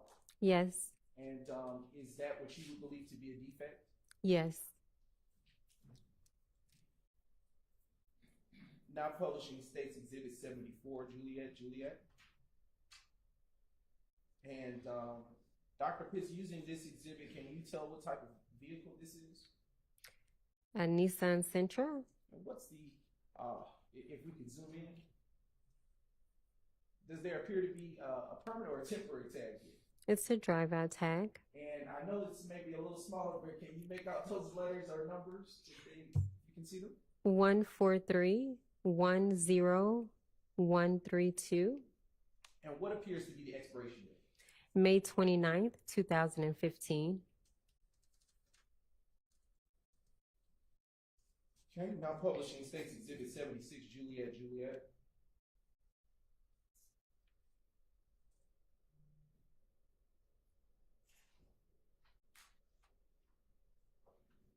And Dr. Pitts, what are we looking at here in State 76, Juliet? The driver's side of this vehicle with defects. How many windows do you see to have defects or damage? 3. Okay, and now showing you States Exhibit 77, Juliet. What about on this side of the vehicle? Can you see any such defects on this side? And if you could zoom in for Dr. Pitts. It appears to on the back passenger side door.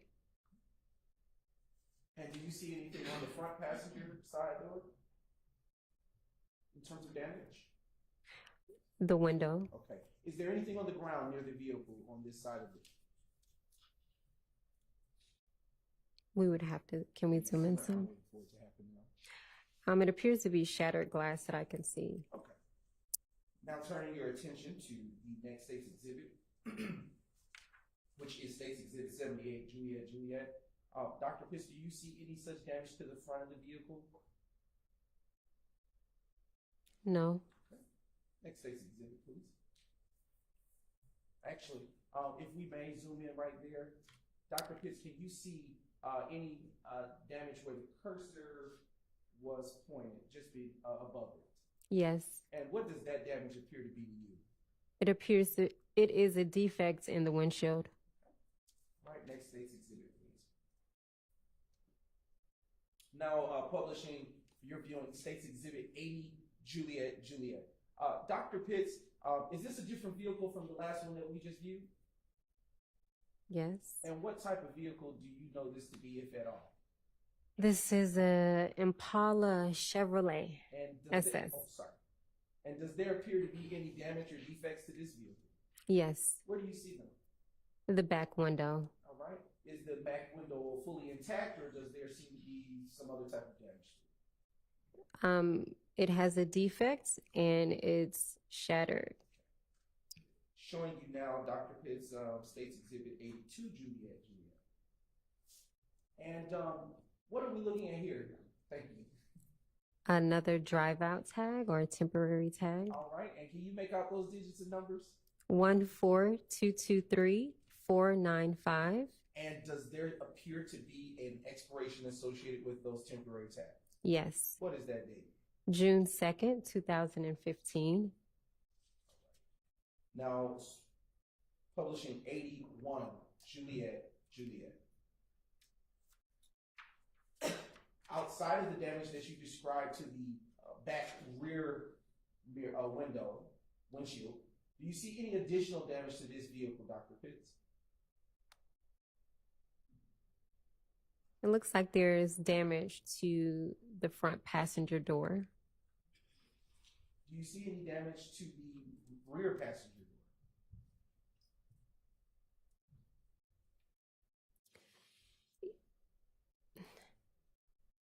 It looks like it could be a scrape or a dent, but I would maybe need to zoom in some. What was the number again? Yes, that is State's Exhibit for you. 81 Juliet. Thank you.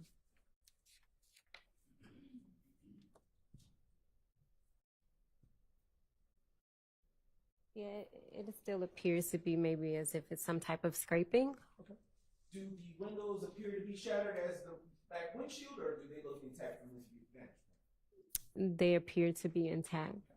Dr. Pitts, if you could zoom out just a bit, Ms. Knight, can you tell if this vehicle is parked properly within the space that it should be, or is there something different going on with this vehicle? It's in 2 lanes.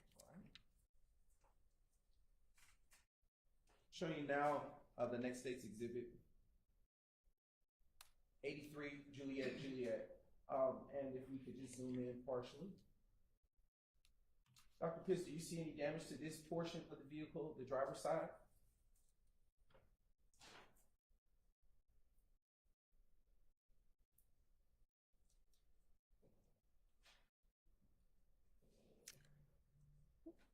Not that I can say with certain. Okay.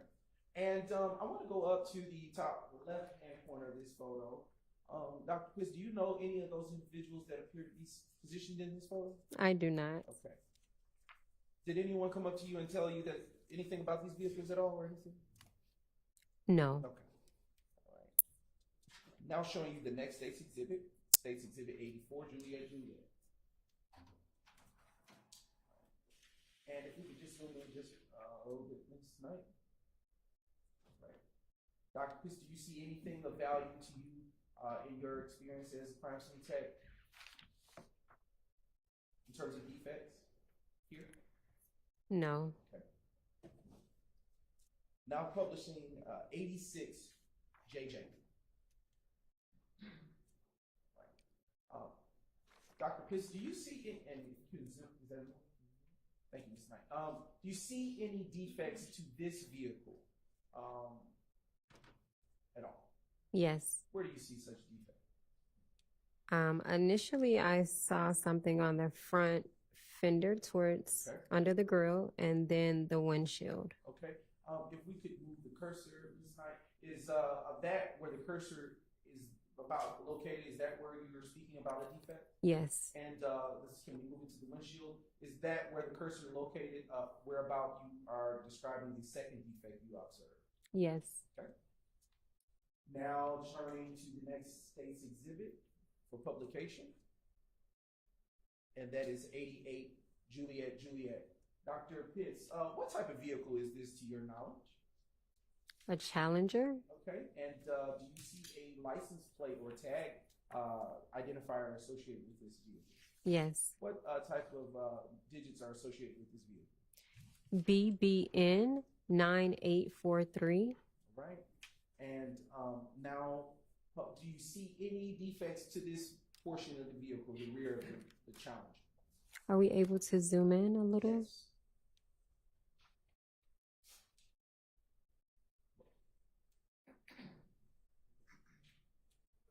No. Okay. Now publishing the next State's Exhibit, and that is State's 90 Juliet. Dr. Pitts, do you see any defects here? Yes. And what do you see? Where is that defect? The front windshield. And when when you process these vehicles in terms of photographs, did these vehicles remain on scene, or were they ever transported somewhere else? That I have no idea. All right.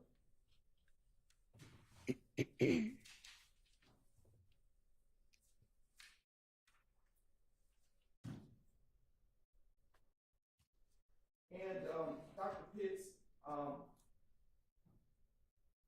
in conclusion, did that conclude your involvement as to APD incident numbers 150262672? For the first case that you dealt with? 2672 is the last four? Let me restate that. As to all that you testified today, did that conclude your involvement with the first case that you testified about regarding APD case number 150262672? Yes. Okay. As to the second case that you testified about, did all that you testified about conclude your involvement with respect to 151180288? Yes. And as to the last case to which you testified about, that being APD incident number 150280046, did that conclude your involvement with that case? Yes. Your Honor, the state has no further questions for this witness. All right, thank you. Are there defense questions for this witness? On behalf of Mr. Williams, we have no questions. No questions. Okay.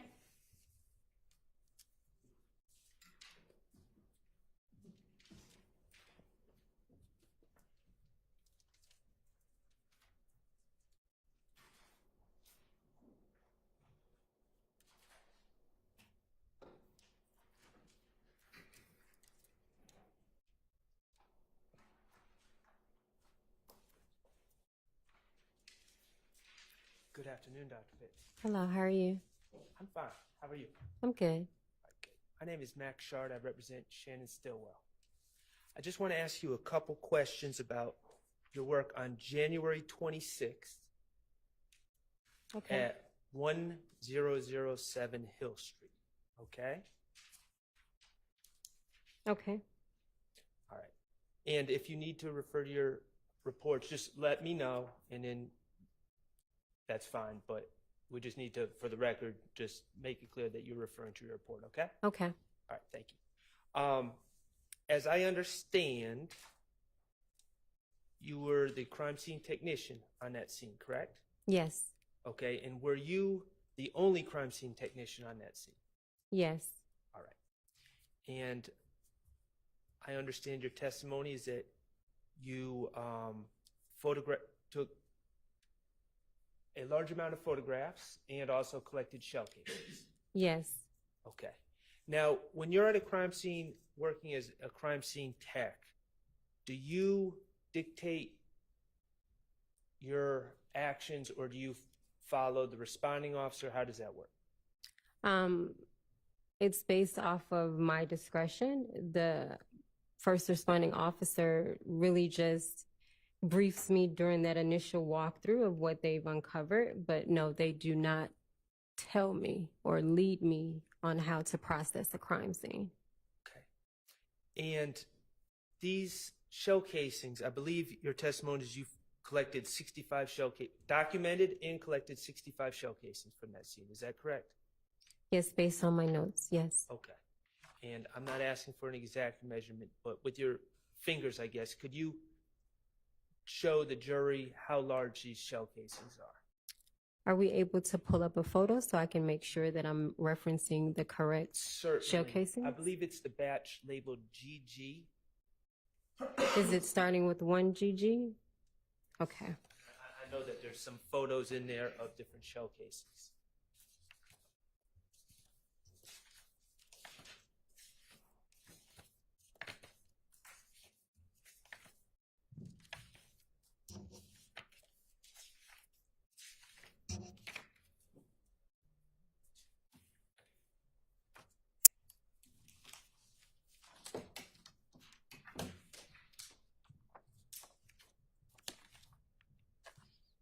Maybe about this big. Could you show me? Right, thank you. You're welcome. Now, and they're made of metal, Yes. and the surface of these shell casings are smooth.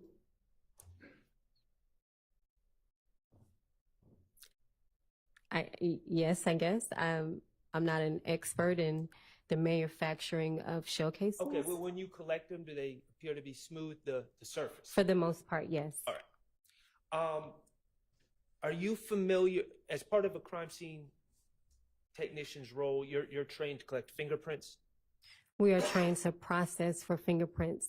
Okay, and thank you for that correction. When you say, you corrected me, I said collect, you said process. Could you explain what you mean by process? So when you're processing a surface for fingerprints, there may not be a fingerprint that's even there to collect.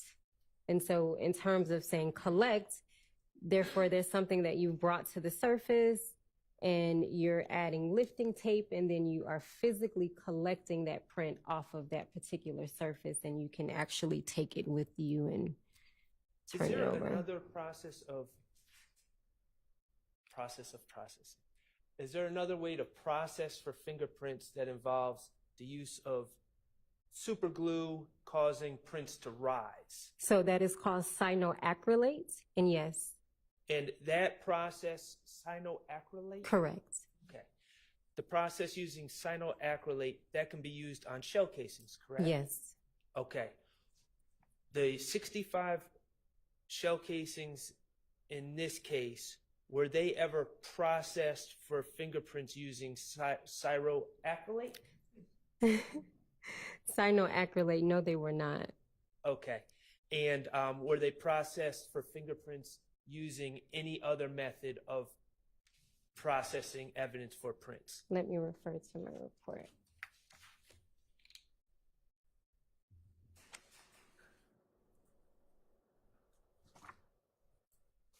According to my report, no, I turned them over to the APD crime lab for ballistics testing. Okay, thank you. You're welcome. Any other defense counsel with questions for this witness? All right, any redirect? All right, thank you so much for your time. You're excused. Call your next witness.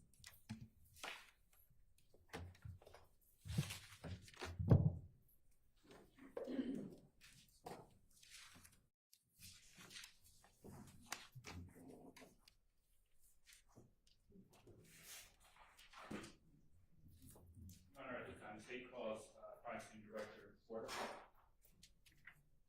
Montgomery Court.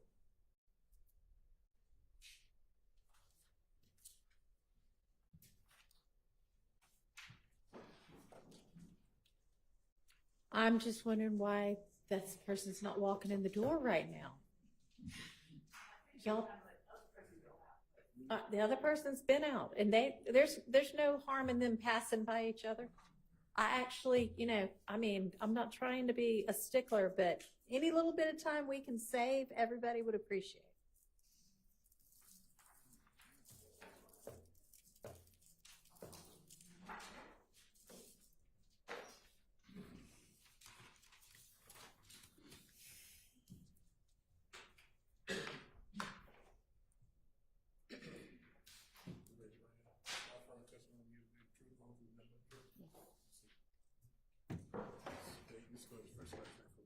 Okay. LaShantis Porter, LaShantisAntise, last name Porter, Porter. Ms. Porter, good afternoon. Hey, how are you? Ms. Porter, did you change your name? Did your name change? Yes. And what did you go by formerly? Hill. Where do you currently work, Ms. Porter? Atlanta Police Crime Scene Unit. And how long have you worked for APD? For 19 years. Can you tell the jury what your current role is? I am a crime scene director for the Atlanta Police Department. And what are some of your responsibilities in that role? I ensure that the crime scene technicians are doing their jobs properly, processing evidence properly, collecting evidence properly. I also manage our customer service section where they do background checks.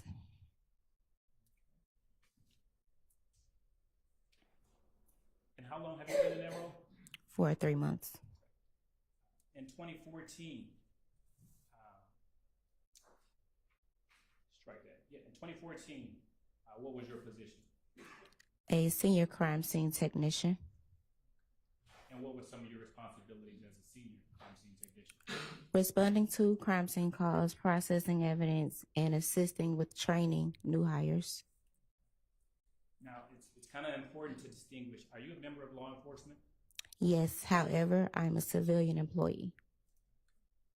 Are you post-certified? Yes, I am. Now, Director Porter, I want to draw your attention to December 26, 2014. Were you working that day? Yes. And on that day, how long had you been working as a senior crime scene technician? I believe about 2 to 3 years.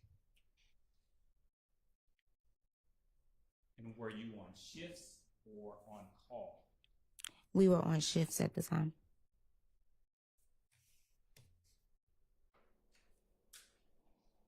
And what was your shift? I was 4 p.m. to 12 a.m. Were you alone or with a partner? I was alone.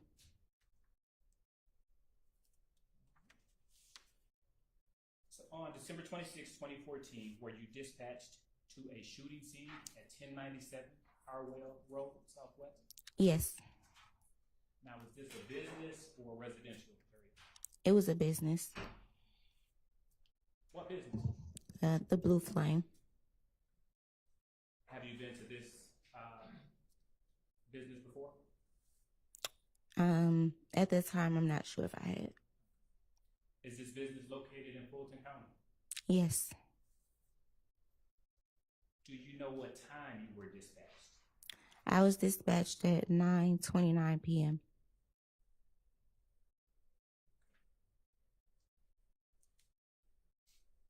Now, what was your job when you arrived on scene? My job was to process the scene by taking photos and collecting the evidence that needed to be collected.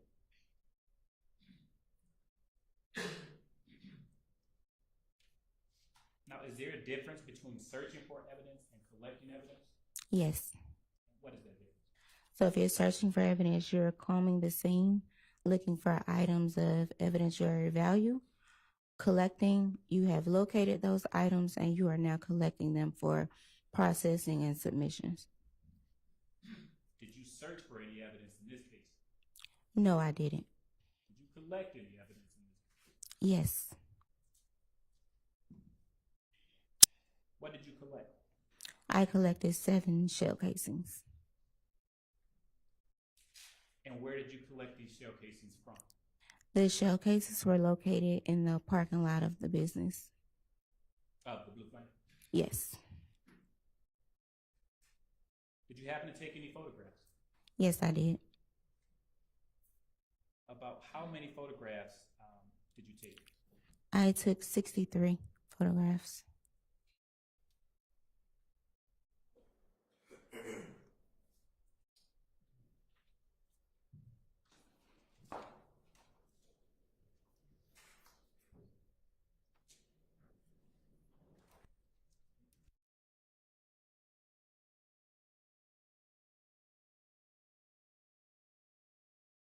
You actually photographed, took your photograph? Repeat the question. Do you recall, where you actually took photographs that night? They were toward the bottom, maybe toward the street of the parking lot.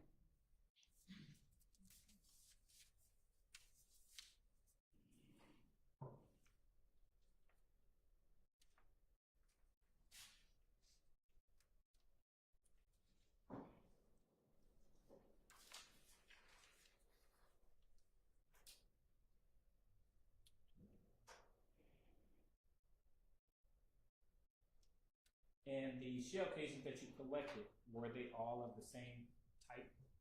No.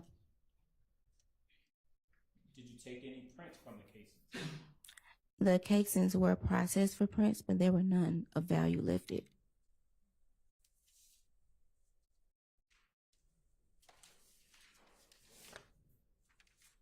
All right.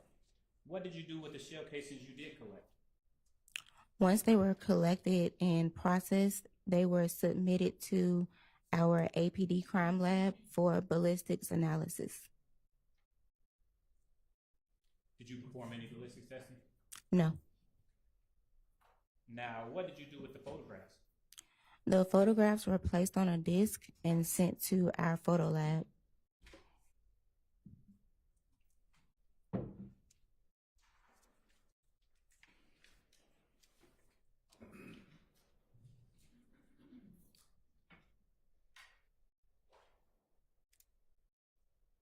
Do you recall the case number of this particular incident? No, I don't. Would looking at your report help refresh your memory? Yes. Your Honor, permission to approach? Yes. Let's take a look at that. I want you to have a moment to look at it. Look up at me.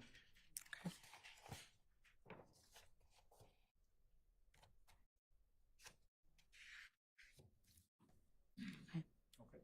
And what was that case number? It was 143602137. Now, would your crime scene report have the same report number as the APD report number? Yes.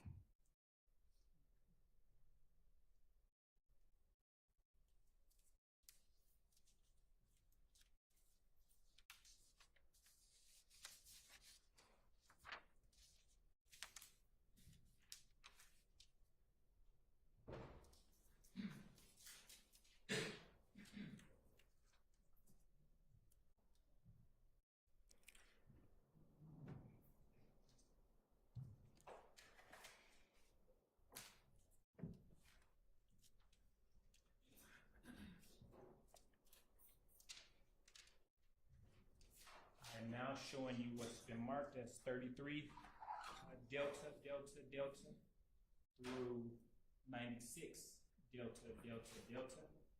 Permission to approach, Your Honor? You may. And these have been previously served to defense counsel.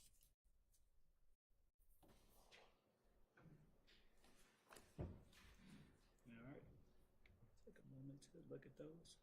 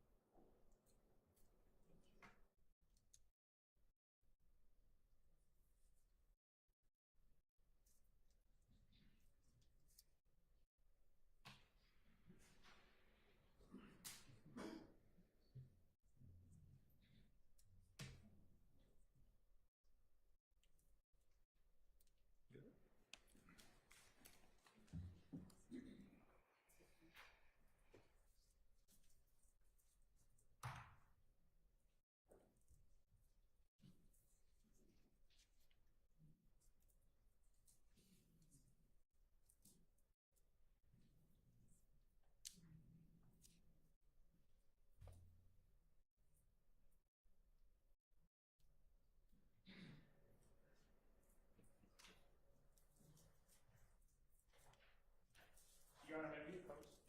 Yes. Number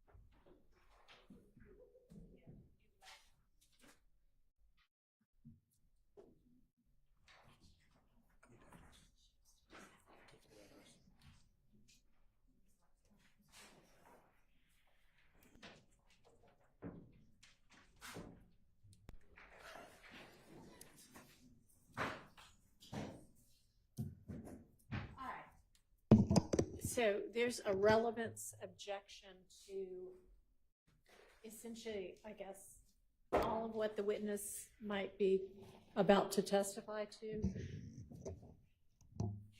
And Mr. Smith, you were trying to sort of explain the relevance, and if you can just do it here.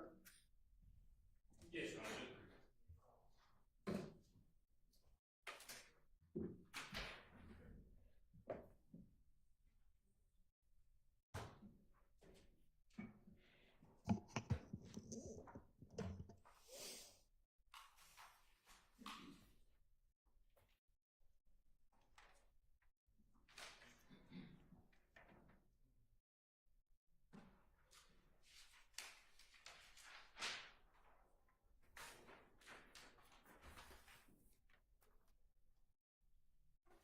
Whenever you're ready.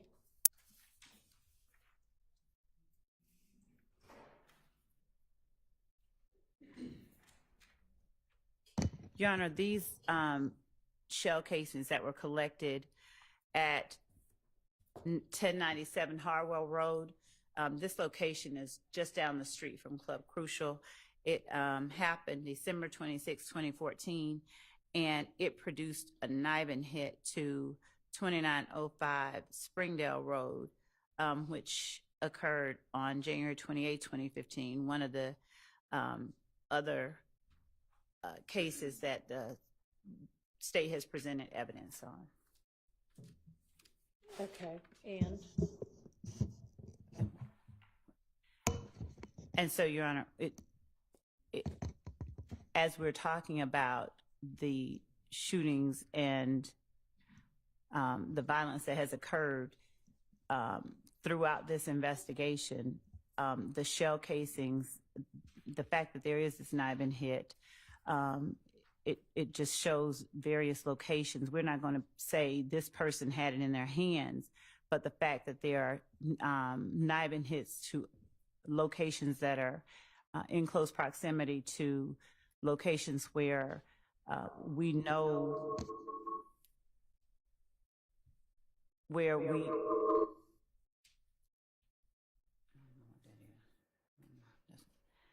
where I have no idea why it's doing that.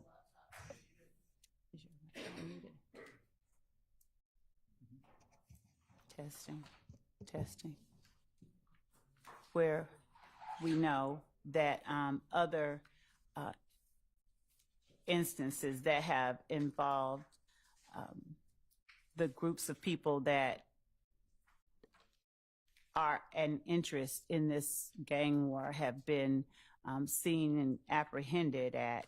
We believe that it's relevant because it tends to show that this particular firearm was used in at more than one location and more than one incident. So the connection of the locations by shell casings is not like it's 2 years earlier or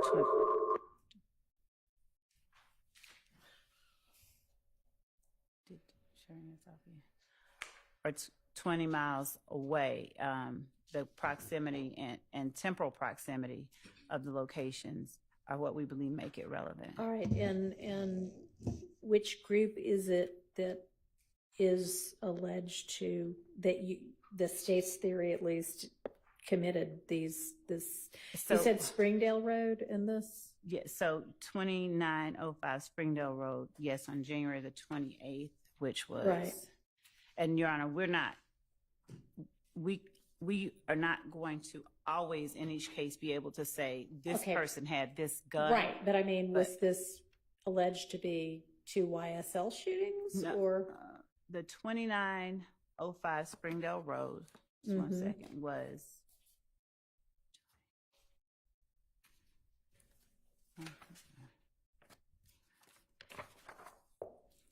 January 28th.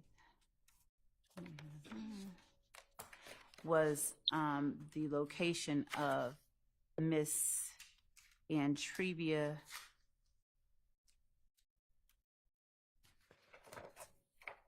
is a location of one of the witnesses that we have.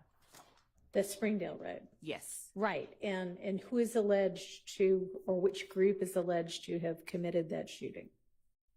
There was, during interviews, there was an allegation. The groups that were alleged to have been involved were the groups that are listed, YSL and F Gang. But Okay. I cannot say there. So for the Blue Flame and then for Springdale Road, is YSL the group alleged to have committed those shootings? Not for Blue Flame, we don't know. But the okay. Springdale Road, there was an allegation that YSL committed the Springdale Road shooting. Okay. We don't know who committed the Blue Flame, but we do know that the shell casings that were at Springdale Road were also fired at the, they are producing NIBA matches to a location just a mile away from Club Crucial in the latter part of December 2014. All right. And is this Club Crucial, or not, I'm sorry, is this Blue Flame shooting anywhere in the indictment? No, it's not that it's in the indictment. It's just that it's the proliferation of violence and the location of the amount of violence caused by these weapons that have been used in these various shootings, we believe is relevant. Okay. And is the weapon that matches both of these also, was it found in the possession of anybody who's alleged to be a YSL co-conspirator? No. Let me make sure about that. Hang on. Do y'all even have the weapon that these two things match? No, we don't have the weapon. We have shell casings, but not the gun in this particular case. And so we don't, and we're in showing the back and forths, we're showing the amount of shootings. Okay. So I know that for a lot of the different incidents, there is a theory that, there is one shooting by one gang against another, and then the other gang retaliates against the first gang, and it goes back and forth, back and forth. Right. Is the Blue Flame shooting alleged to have been any part of that back and forth, back and forth? We don't have that. In as much as we don't know who committed that, all that we know is that the weapons used there were Nibin hits too. Okay. So you just want to show that I assume we'll have some evidence that in some way ties YSL to the Springdale Road shooting, and you want to be able to show that somebody involved in that might have been involved in some other shooting, just to show that they shoot things up a lot. Essentially. Well, the count one of this indictment alleges exactly that. Okay, but this isn't an overt act in count one of the indictment, right? No, but it's not an overt act. No, the Blue Flame, no, but it is. I guess our position is it doesn't need to be an overt act to be proof of something that we are showing. Has there been any prior notice about this? Any argument that it's 404B or intrinsic? Well, we have not. Yes or no? No, I don't think we have. No. All right, I'm going to sustain that relevance objection.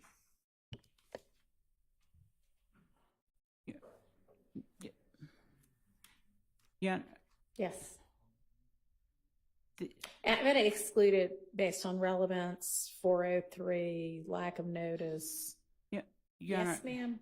Well, Your Honor, in as much as it has produced a Nibin hit and that they have known, we have provided that information from day one. This is not something that has been kept.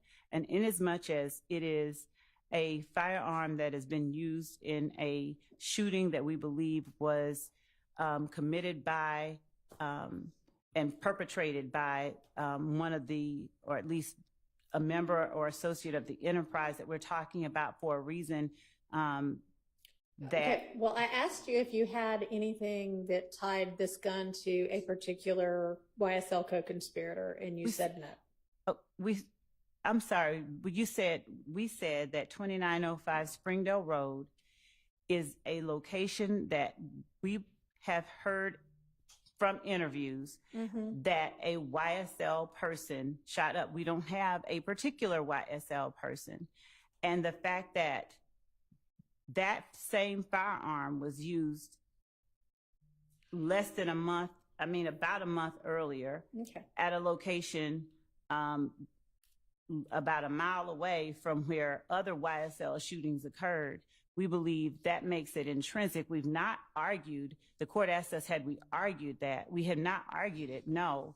But we do believe that it's intrinsic. It's definitely relevant. The jury could draw the conclusion that this same firearm was used in a different location. It would then be part of the evidence showing the nature of the enterprise that is described and alleged in count 1. So in as much as the relevance, we believe, is that this firearm that we believe was used by a YSL member is used in another location, showing the level of the type of violence, showing the nature of the acts committed by the enterprise. We believe that it certainly meets the very, very, very low burden of relevance, and we believe it meets it. It's more than, the small burden required to be relevant. Okay, well, maybe relevance wasn't right. And in as much as it's intrinsic, there's not notice that's required for intrinsic evidence. Evidence is just proving an element of count 1. So there's no 404B analysis. There's nothing that has been argued or that suggests that somehow this would cause the jury to convict either of the defendants on grounds other than those alleged in the indictment. So we believe that it's relevant, pertinent, intrinsic, and admissible, and should not be subject to that extreme sanction of exclusion, given that this is something that has been, this particular NIBA match, this particular information has been made known to the defense since the beginning of this case back in 2022.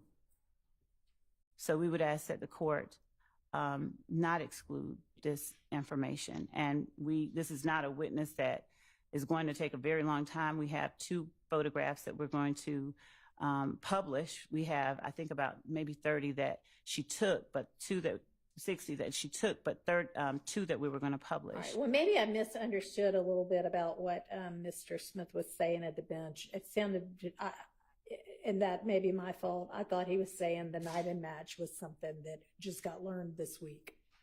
No. So that was my misunderstanding. No. Maybe you just meant, I don't know what you meant. So you said something about things that had just occurred this week. Well, we just put these witnesses back on the list. But no. Okay. So I'll hear from the defense. Your Honor. Yes, sir. Well, first of all, there's a lot of irrelevant police reports that are included in discovery. Talk into your mic, please. There are many, many irrelevant police reports and irrelevant incidents that are included in discovery. So just because the state put in discovery and we didn't jump up and down doesn't all of a sudden make something relevant or past 403. Your Honor, what the state is not telling you, and quite honestly, I don't think they're being a little misleading. The 2905 Springdale Road address, yes, that's in Trivia Smith's house. No one was ever charged with that. There's no solid evidence whatsoever. The state wants to say, oh, well, we believe YSL is involved. They didn't say a name. They didn't say anyone that's allegedly did the shooting. They have no idea. And, they also know from the discovery, if we're being honest about it, in the discovery, there's several references to Shell Kell shooting up 2905 Springdale Road. Nothing's funny about this. And the reality is They have no clue. The police have no clue. No one was charged with it. And now they want to bring in a separate incident that involves a man, it appears from me reading the police report, a man, Mr. Strozier, who's targeted outside Blue Flame, waiting on his wife to cash out. It's probably a robbery. Mr. Strozier has no relation that I know of to either YSL or If Gang or anything else that would suggest this is a back and forth shooting between the two groups. This has nothing to do with anything. Your Honor, if I may respond briefly. Contrary to the belief, I guess, by counsel for defendant Stillwell regarding the information that we provided to the court heard me say, and I maintained what address was at that location. I started to say the name and then I chose not to say all of it. But it is alleged at that time that she had begun seeing Kelvin Watts. And this is the precipitation of the providing of that video where we see Antonio Sledge and Quindarius Zachary saying we ain't going back and forth. She provided this to the police after this shooting, right after this shooting. That's how she interfaced with Detective Dennis. So while a member of YSL, I think Mr. Zachary said something to the effect of, well, somebody said Shell Kell shot it up. But at the time that this shooting happened, she was dating Mr. Watts. And so there was, it was said sort of sheepishly, the court can hear it, it'll come in, I believe, during other testimony. But the idea that I'm certain there would be a desire that everything that we put in here is considered irrelevant, but it's not, simply because an assertion is made by, one of the accused that it's not relevant. It is in fact relevant. It does not, there's nothing that warrants its exclusion. It meets the very low requirement for relevance, and arguments to the contrary don't take into account the information I believe we've just shared with the court. And no one has ever said anything about the victim in this case. We're not bringing up his name. We're not trying to say he has anything to do with it. But guess what? A lot of the other shootings that occurred, for instance, the location of Miss B, she wasn't an intended target. And that's one of the themes here. We see people who aren't intended targets getting affected by the violence that's perpetrated by persons on behalf of this enterprise. And so in as much as that person's name, Do you have any evidence that the shooting at the Blue Flame was perpetrated on behalf of, at the direction of YSL? Your Honor, what the evidence that we have that we believe suggests that a member of YSL was involved in that is a knife hit. Right. To the Okay. A member of YSL was involved in that is not the same as it was done at the direction of, in furtherance of YSL. And Your Honor, so I get that. all you have is that the gun used here is suspected to have, was apparently the same gun used at the Springdale Road location, which is suspected to have been done by a YSL member, but could equally have been done by somebody who's not YSL, under the theory that, I mean, Your Honor, it's circumstantial evidence. right? It is circumstantial evidence. It is all right. Right. And I mean, yes, you can prove your case based on circumstantial evidence. You have a right to do that.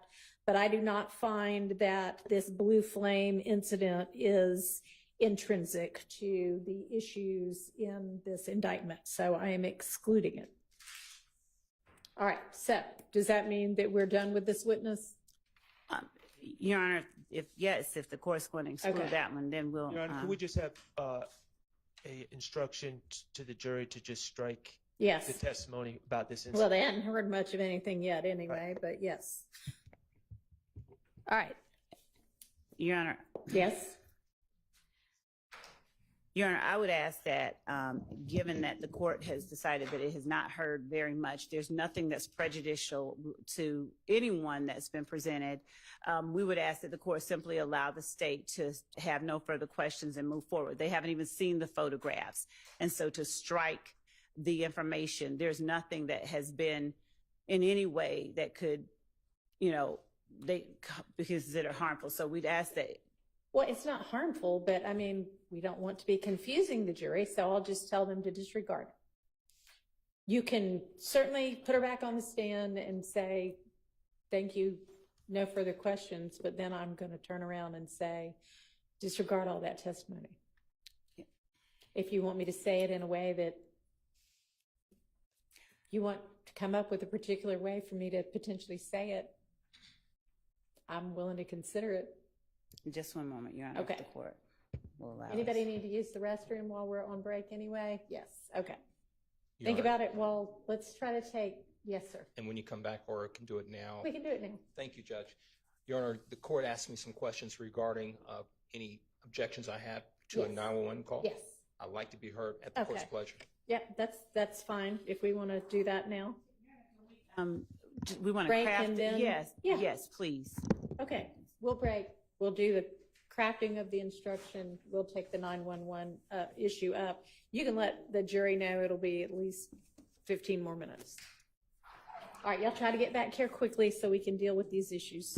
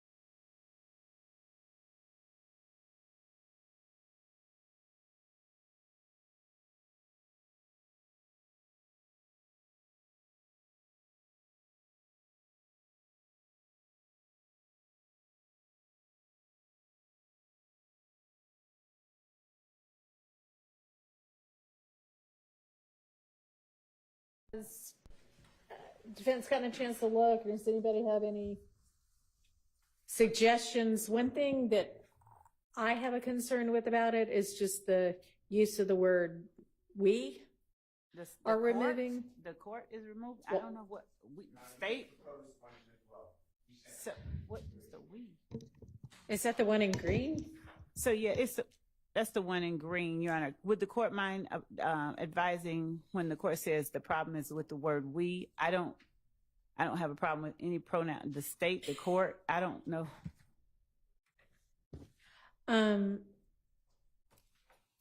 This court is removed? Hang on, I haven't gotten anything from y'all, Mr. Steele, and it may be that you just sent it to Ms. Pursfield, and she'll be in here in just a minute, but you want to just tell me what it is? Yeah. Your Honor, it's reads, ladies and gentlemen, you are hereby ordered to disregard in its entirety the testimony of the last witness. State may call its next witness. Okay, I mean, I was just going to say you are to disregard the testimony of the last witness, but I understand if you want some sort of a reason why, but it's not. Your Honor, if I may, the other thing is, Your Honor, the court asked us specific questions, and I understand that what the court's ruling is regarding relevance and the admissibility of that evidence. We asked in the second email to the court that it was just a follow-up. It was the same thing. It was just a follow-up with a parenthetical at the bottom that the court allowed, should the state have additional information to present to the court regarding this matter, that we may ask for reconsideration. And that is the only reason that I asked that the court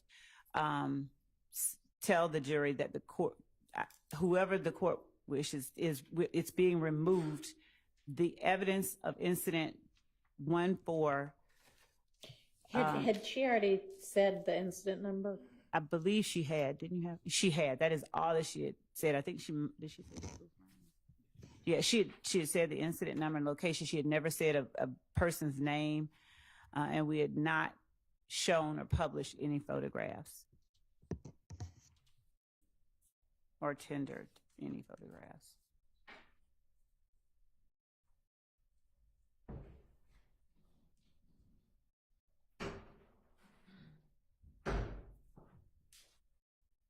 All right, I'll hear from anybody as to this. Your Honor, I just would like the instruction that we gave or asked for in writing. If you don't have it, it's what I read out. And I'm just going to say at this time, you're to disregard the testimony of the last witness. okay. That way, the at this time's in there, and if it comes up later, great. And the bigger problem with this is the state is saying we have evidence from somebody that they never disclosed to us. We've asked for expert reports. We've gotten zero. And that's been the problem the whole time. I'm confused now about what you're talking about. Evidence of what? Evidence that a YSL member committed the Springdale Yeah. So it's thing? Well, I don't know that would be an expert. Well, what they're saying is gang experts go out and interview people, but we don't have any of those interviews. So we're just, trusting the word of Miss Love. And that happens all the time because we don't get an expert report by saying, why is the blue flame linked to this crime, besides just a random hit on a computer database. But that's besides the point. I understand we have a jury. We don't want it. I don't want it to read. We don't want it to read the incident. It sounds like the court is saying that it happened. It has something to do with this case. We just want to say disregard the witness's testimony. The state can call its next witness. All right. Let's get the jury out. Oh, gosh, you're right. Yes, thank you. Yeah. Short attention span sometimes. Was there something else on this, Ms. Love, before we move to the 911? No, Your Honor. The court intends to get the instruction. I'm just going to say at this time you're to disregard the testimony of the last witness. Thank you. And whenever Mr. Matthews has his. So, Judge, good afternoon. There's a 911 call that is going to be planned to be introduced by the state.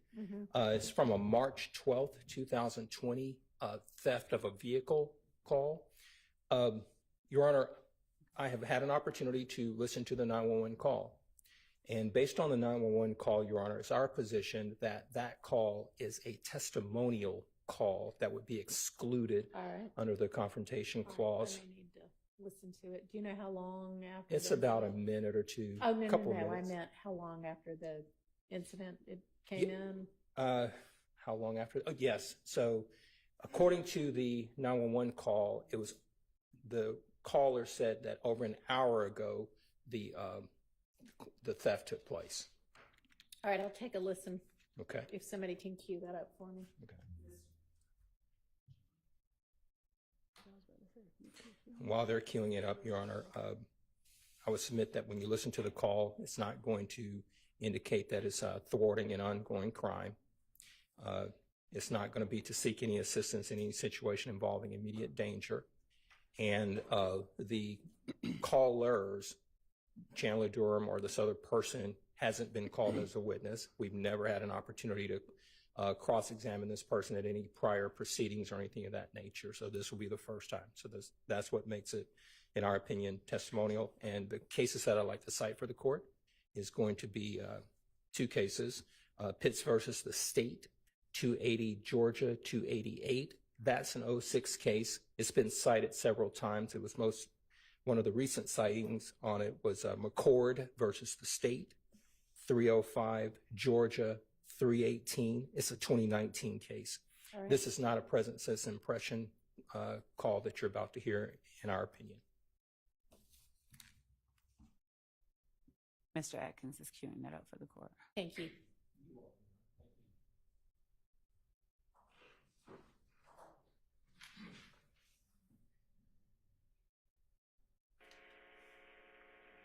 Atlanta 911 operator 7434. What's the location of your emergency? 500 Bishop Street. 500 Bishop Street. You need police, fire, and ambulance. Sweet C. Sweet C. You need police, fire, and ambulance. I can't hear you. Do you need police, fire, or an ambulance? Police. And that's Sweet C, Charlie. Say that again. It's Sweet letter C, Charlie. Yeah, sweet letter C as in Charlie. Yeah. Okay. Is this a business, a house, apartment? It's a business. What's the name of it? Sonico. Sonico, okay. And what's going on at Sonico? Why you need an officer? Stolen car. Your car was stolen from this location? Yeah, but not my car. One of my clients' car was stolen. Okay. What color is the vehicle? It's a black vehicle. Is the owner of the vehicle there? Yes, he is. Okay. Can you ask him what year it is? It's 2019. And what type of car is it? It's a Dodge Hellcat Red Eye. So is that a Challenger or a Charger? Challenger. You said Hellcat? Yes. Okay. Do we have the tag number available? 1 second. Do we have a description of the person who took the vehicle? No, I don't. When was it taken? Today? Yeah, about 30 minutes ago. What time it is? So about an hour. I guess it's been about an hour. I guess a little over an hour. This is your first time calling? Yep. Okay. The vehicle owner, what's that person's name? Hello? Yes, it's Atlanta 911. May I have your name? My name is Chandler. First name Chandler, last name Durham, Durhan. Okay, Mr. Durham, what's your phone number? 404-502-2953. That's 404-502-2953? Yeah. And so they all should know this you. Tell me what you're wearing. What color shirt and pants? I have on a black hoodie and green sweatpants. Black hoodie, green sweatpants. So you're a black, white, Hispanic, or Asian male? Black. And will you be inside or outside of the location? I'm outside. Okay. And do you have the tag number to your vehicle? Yeah, I'm trying to find it. And is it registered in the state of Georgia? Yes.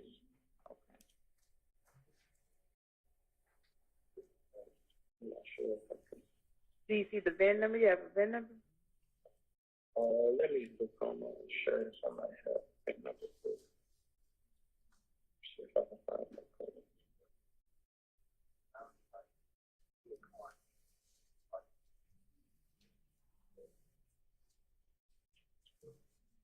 No, I don't have the VIN number. Okay. So by the time the officer arrives, you'll need the VIN number or the tag number. I would advise you to go ahead and call your insurance company and ask them for it because they'll be able to give it to you. Okay. All right, thank you.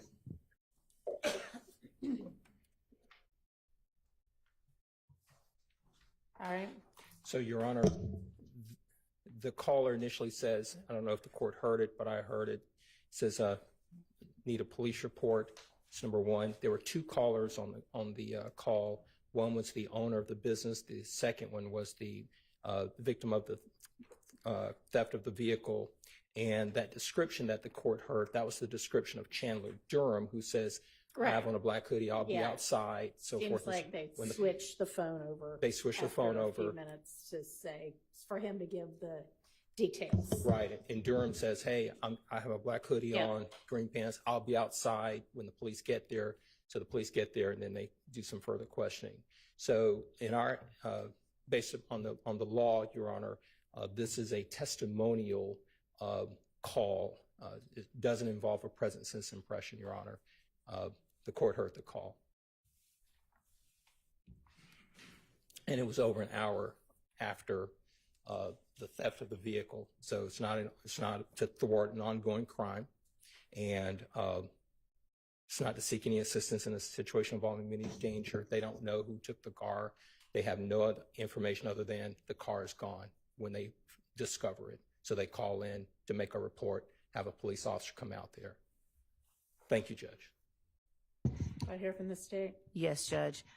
Your Honor, clearly this call was made to report the theft of this person's property. He's not trying to implicate anyone, to get anyone in any trouble for any kind of litigation. He's trying to get his car back. And the only thing that he's describing, I believe in all of the cases that we've looked at or at least previously with the court's predecessor, when the court was evaluating whether or not it considered a call to be testimonial, and for the purposes of future litigation, it involved a situation where, for instance, someone called to report not an ongoing emergency, but, he's violating his probation or something like that. In this case, Judge, the man's car had just gotten stolen. Even if maybe he had to walk around the parking lot for an hour and he, it's really gone. But the fact remains, it was gone and he was trying to get it back. He didn't give anyone's description but his own. And he's telling them, I'll be out here waiting on you. So I don't believe that this falls into the category of testimonial, and we believe that it should be admitted, Your Honor. All right. Do you have any case law about, because it's not to report a crime in progress. The crime already occurred. And it maybe, we don't know whether they just discovered it, even though it occurred in 30 minutes to an hour ago or not. We don't have that information, but it's not a crime in progress and it's not to avert immediate danger. It still also may not be something that anybody objectively would know would be used in a future prosecution. They don't seem to be saying, we think it was, the big bad wolf who stole my car. We're just saying my car's gone. So do you have anything that covers that kind of a situation, any case law? Your Honor, I can be, with the court's permission, getting it while we're putting up other pieces of evidence. All right, she's not our next witness anyway, right? Miss Latner's. Okay. Right. All right. I will, understanding what the issue is, get back to y'all with a ruling before she takes the stand. Thank you. Okay, so do you have your next witness available? Yes. All right, let's get the jury out. Your Honor, while the jury's coming in, can you just also, I just want to put on the record, because you excluded that last witness, that's also on the NIBIN chart, if that could be removed by the state. Okay. Thank you. That's not in evidence yet, right? a NIBIN chart? No, we didn't put a NIBIN chart in evidence. Are you going to ever? No. Not that includes something that the court excluded. Nope. Okay, well, make sure that it gets removed from the chart, even if the chart gets used as a demonstrative. Yes, Your Thank Honor. you for bringing that to our attention. Yes, Your Honor. Thank you. Thank you. Ready for the jury.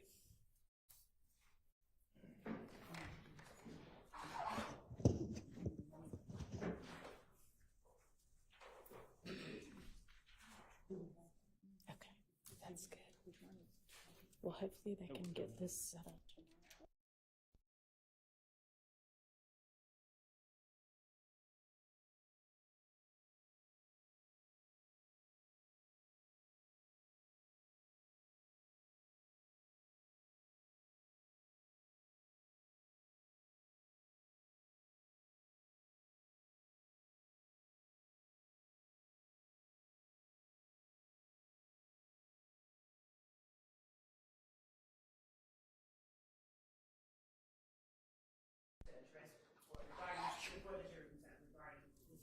I'm sorry, hold just a second.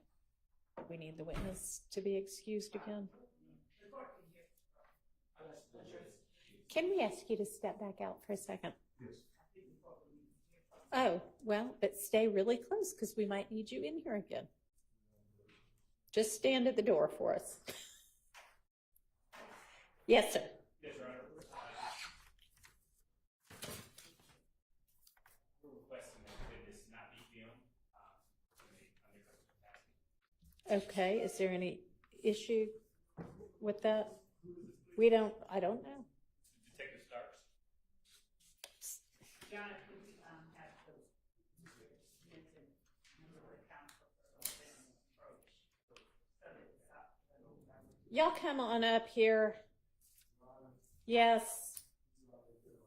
Yeah, that's what I figured, is that nobody said that before he walked in as the next witness.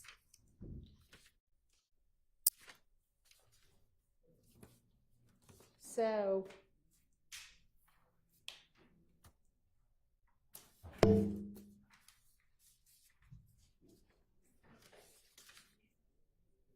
and honestly, y'all, even like, y'all keep skipping around. You will tell everybody it's going to be witnesses A, B, C, D, and E. And then it's witness A, witness E, witness D, witness B. I mean, y'all can't keep your order straight either. He was supposed to be the last witness of the day. At 1:30, when we came back from lunch, he was listed as the last witness of the day. And y'all can change it around if you want to, but And not only that, Your Honor, but circumstances obviously change and we have to adjust, and it's. okay. Well, I mean, I cannot help the fact, he also, I don't think, was listed on the media email from last Friday. Your Honor, probably because you didn't know that he was going to be a witness this right, week. Right. We didn't know that he was going to be a witness. So we're asking, Your Honor, that he not, that his face not be. Y'all knew he was going to be a witness this morning, and you don't bother to think about, oh, by the way, until he's already here on the stand being filmed. Your Honor, if the court remembers, the reason that we give a list of a number of witnesses is so that we are not in the position that we will not be in a position like yesterday where the court has admonished that we are not to have no one out there. And so as we arrange and rearrange, I'm not faulting you for not having him on last week's list because things changed, but I am saying that if you have concerns about a witness being filmed, then please raise it maybe that morning if that's the first you know you're going to call that witness, and not after the witness is in the courtroom and has been filmed. I don't disagree. Okay, because there is nothing I can do about the fact that he was filmed. So with regard to further filming of him, we are asking that he not be further filmed. Okay. Please. And I Thank think you. that given the reason given, that is reasonable, so I don't have a problem with that. Anybody have a problem with that? Media does not, that are in the courtroom? defense attorneys? Nobody has a problem. All right, fantastic. And that, what have we been doing? Just last initial? No, we, with respect to the name, I don't think that we've been concealing the name. We've just not been showing the faces. So I don't, let me make sure about that because. What is in the order says that anything that displays the name, display first initial, last initial, and so. Yes, y'all that want part. As well. Okay, and then, but audio is fine, right? Just not the victim, I mean, the witness's face, Right. not the witness's name. Right, thank you.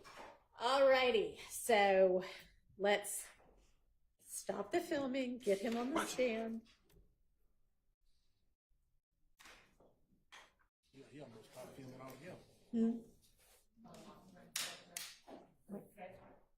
Oh, I think so.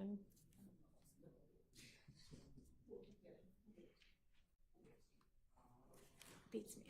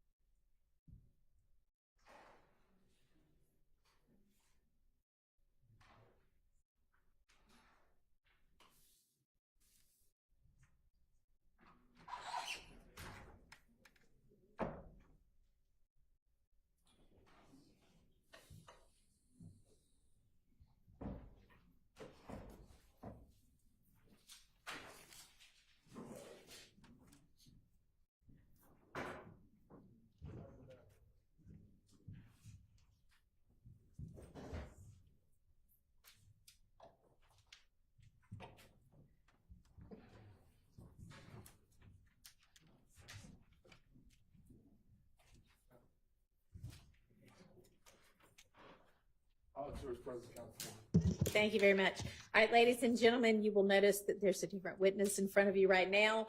And I'm going to instruct you at this time, you are to disregard the testimony of the last witness. If you'll swear this witness for us. I do.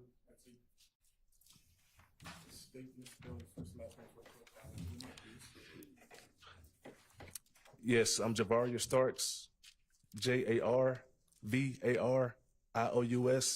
Last name is Starks, Starks. Good afternoon, Detective Starks. Good afternoon. Detective Starks, where do you work? I'm currently employed with the City of Atlanta Police Department. And how long have you been there? I've been employed with the City of Atlanta Police Department since 2012. What is your current position with APD? I'm currently a detective with the Atlanta Police Department. Back in November 2020, what was your position? I was a detective. What are some of your responsibilities as a detective? I investigate things such as robberies, homicides, auto thefts, entering autos, burglaries, shoplifting.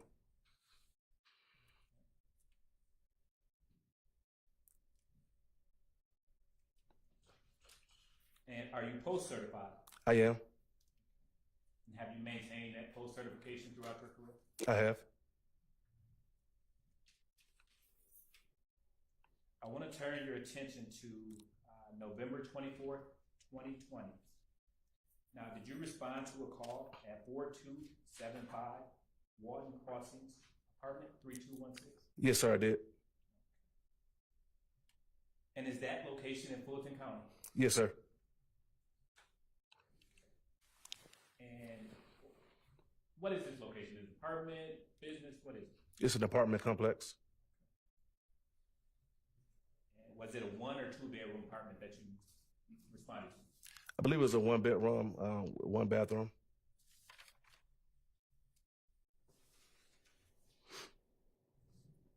Now, can you orient the jury on why you were called? Yes. So I responded to the location to assist with a search warrant. The warrant was for a person and for ammunition, guns, and cellular devices. Now, when you responded to the call, were you alone or were you with a partner? I was transported to the apartment complex with Sergeant Price, and we met other people there, the people who actually executed the warrant and other members of my team. Do you typically travel with a partner? Sometimes I do, sometimes I don't. Now, you mentioned that you were there to aid in the assistance of a search warrant. Yes, sir. Okay. So when you arrived at the location, were you assigned to a specific area to search? When I arrived to this apartment, I started searching around the bedroom and closet area of the apartment. Why did you search that area? When I initially came to the apartment, I was escorted in, and they showed me stuff that was already found, so I just started that way.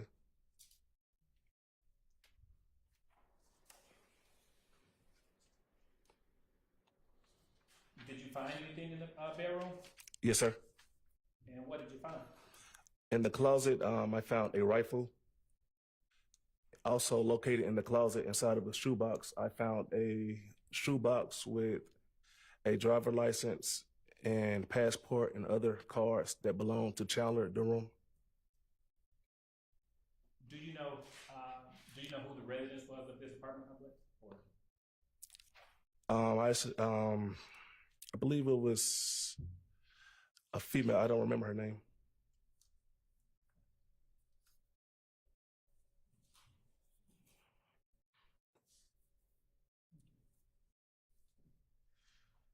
What did you do with the items that you found? The items that I found, I gave it to Investigator Belknap because he was the lead investigator on the search warrant. And did you or Belknap prepare the search warrant for that residence? Investigator Belknap prepared the search warrant.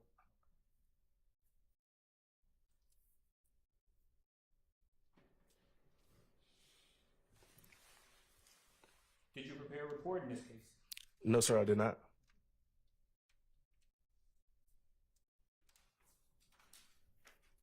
Were you wearing body camera that day? Yes, sir, I was.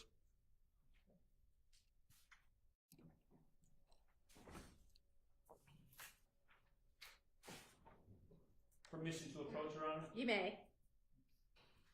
I'm now showing you what's been pre-marked as 6-3 Paul, and 4 Paul. Take a look at those.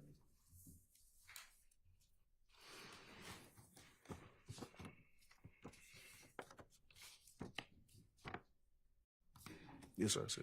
Do you recognize those items? Yes, sir. And what are they? It's a rifle that I located in the closet, and the ID of Chandler Durham that I located in the shoebox was within inside of the closet. Are they a fair and accurate representation of the items depicted on your body cam that day? Yes, sir. Your Honor, at this time, the state moves to admit 3 Papa and 4 Papa. All right, those are admitted. I am now going to publish 3 Papa.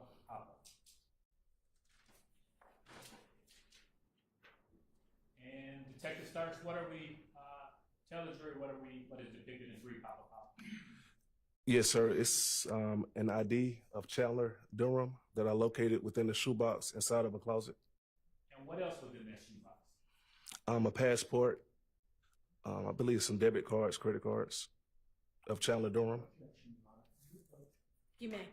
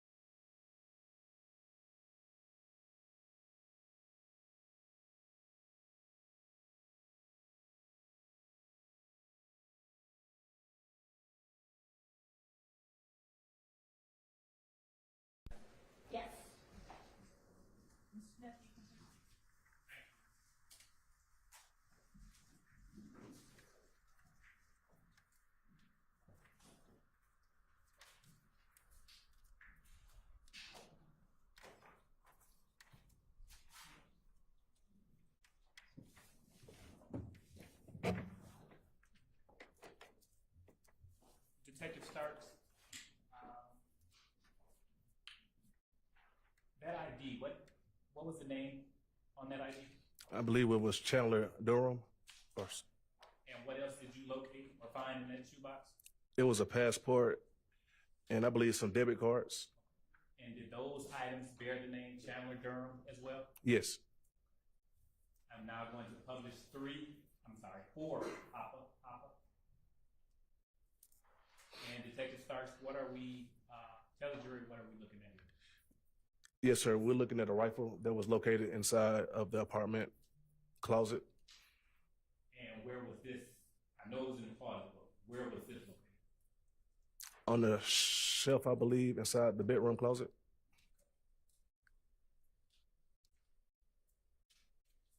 And the items that you found, what did you do with the rifle and the box containing the identification materials? I notified Investigator Badnap, and he took collection of the evidence. Did you do anything else? No, sir. Brief moment, Your Honor.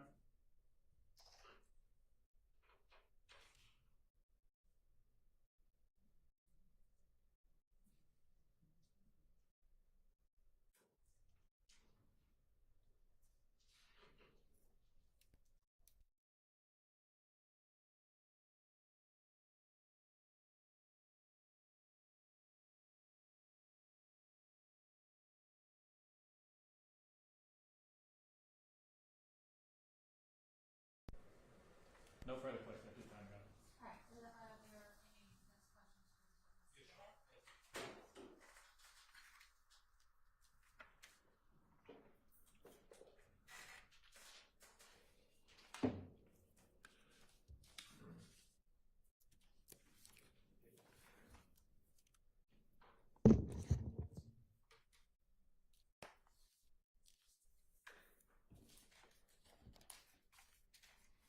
Detective Starks, good afternoon, sir. Good afternoon. How you doing, sir? I'm good. My name is Carrington Matthews, and I represent Mr. Marquavius Huey in these proceedings. Yes, sir. You have been a police officer with Atlanta Police Department since 2012? Yes, sir.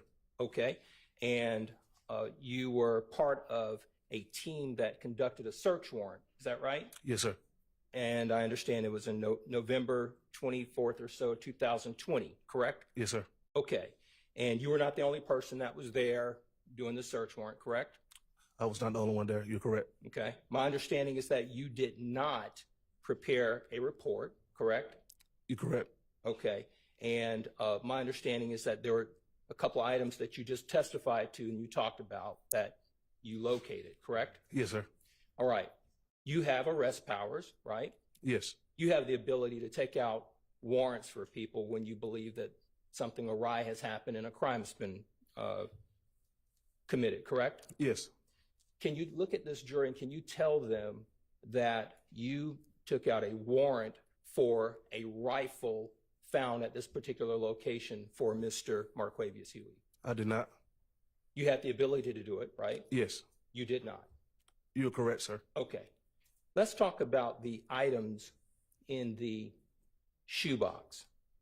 The items that you just talked about, you're not aware of any of those items that we just talked about being the result of any crimes that you took out a warrant for on November 24, 2020 for Mr. Marquavius Huey.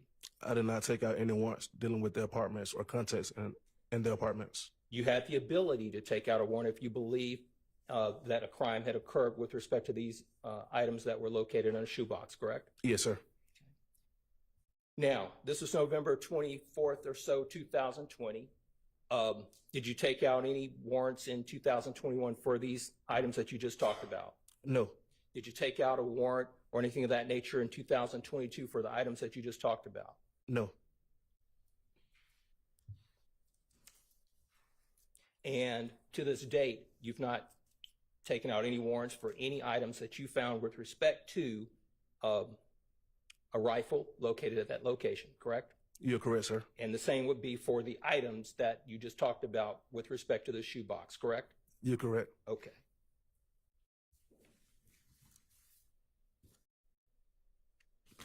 Now, let's talk about couple other things. So this would have been a November 24, 2020 search warrant, right? Yes, sir. Okay. Did you locate a 5-star gold ring at this location? No, sir. Did you locate a bracelet, a gold bracelet or necklace or anything of that nature that you collected at this location that you believe was part of any type of crime? No, sir.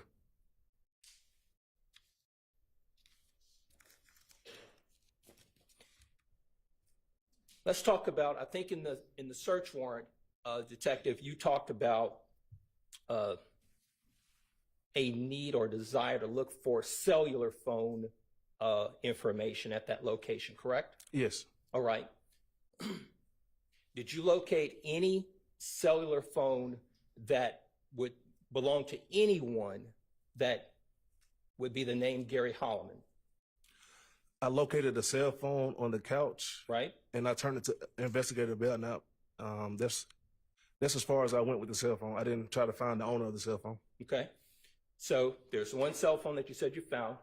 To your knowledge, as you sit here today and you look at this jury, you have no knowledge or information that a cell phone belonged to a Gary Holloman, correct? I found the cell phone on the couch. I don't know who it belonged to. Okay. And I turned it over to Investigator Belknap. You have no information or evidence that any cell phone was found belonging to a Domitia Coppage, correct?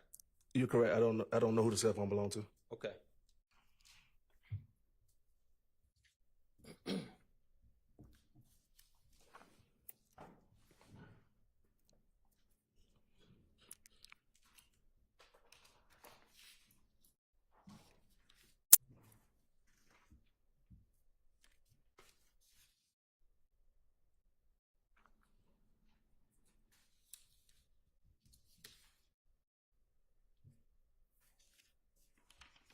Just 1 second, Your Honor. Beg the court's indulgence.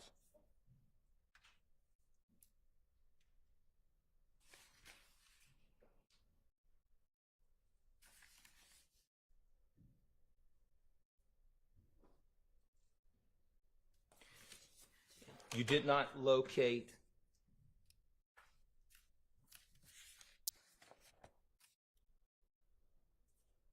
strike that.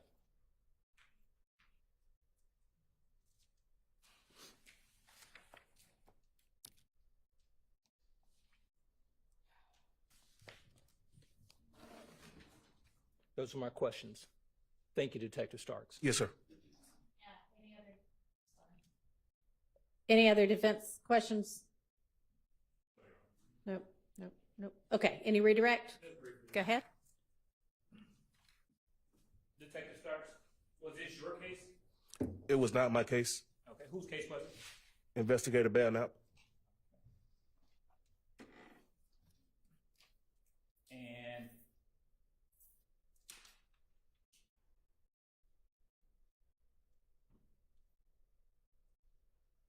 for a search warrant to be valid, does it have to contain information that the evidence of a crime is likely to be found? Sustained. What does a search warrant have to contain in order for it to contain evidence, that information? Strike that. Let me ask a better question. What does a search warrant have to contain? Does it have to contain information that evidence of a crime is likely to be found at the place to be searched? Again, Your Honor, that would be a leading question and also foundation. Sustained.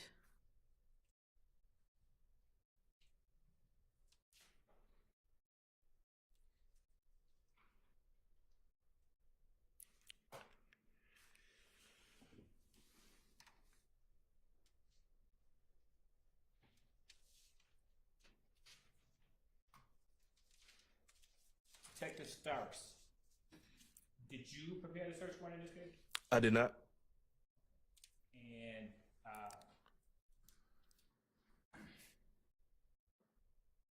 as a detective, did you assist Belknap in the preparation of this case? Objection asked and answered. Did you assist? I'm sorry, who? Objection to vague as well. I'll rephrase, Your Honor. Okay.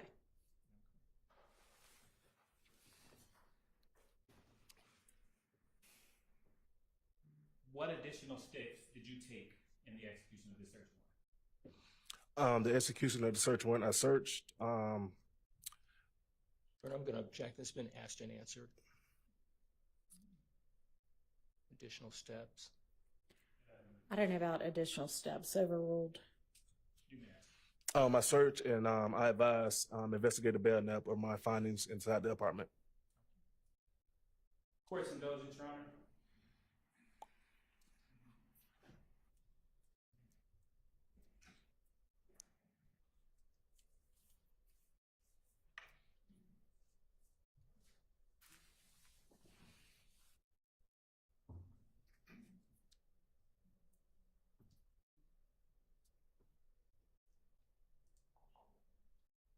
No further questions, Your Honor. All right. Nothing further, Judge. All right. Thank you for your time. You may step down. Oh, yeah, have a nice one. Do y'all have a relatively short witness? Like an hour or less? Okay. Bring them on. Your Honor, the state calls will share that. Okay. Y'all approach real fast.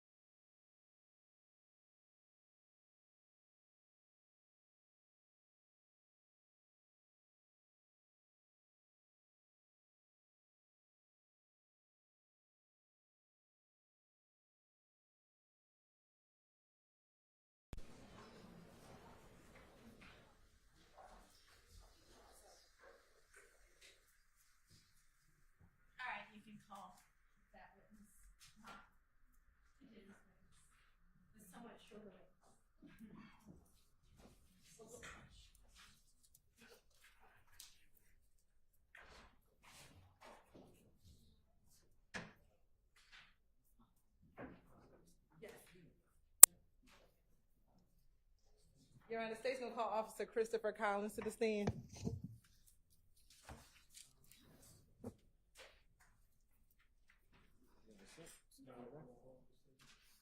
Raise your right hand. You swear further testimony you give the truth, the whole truth, and nothing but the truth. I do. Spell your first last name for the court's knowledge to that mic, please. Yeah. It's Christopher Collins. Spelling on that is CHRISTOPHER. And last name is COLLINS.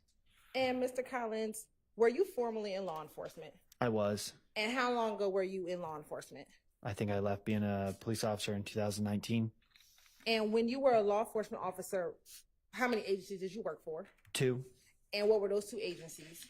City of Atlanta and the Roswell Police Department.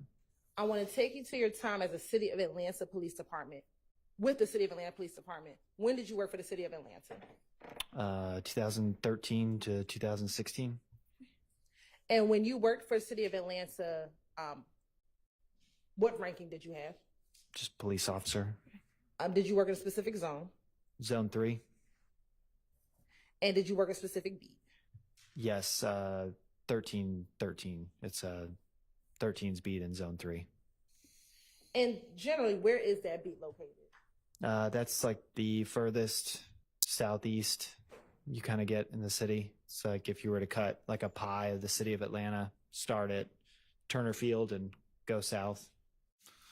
What main roads were in the 1313 beat? Cleveland Avenue, Browns Mill Road, Jonesboro Road, and 285 actually cuts through the bottom of it. Okay. You got permission to approach? You may.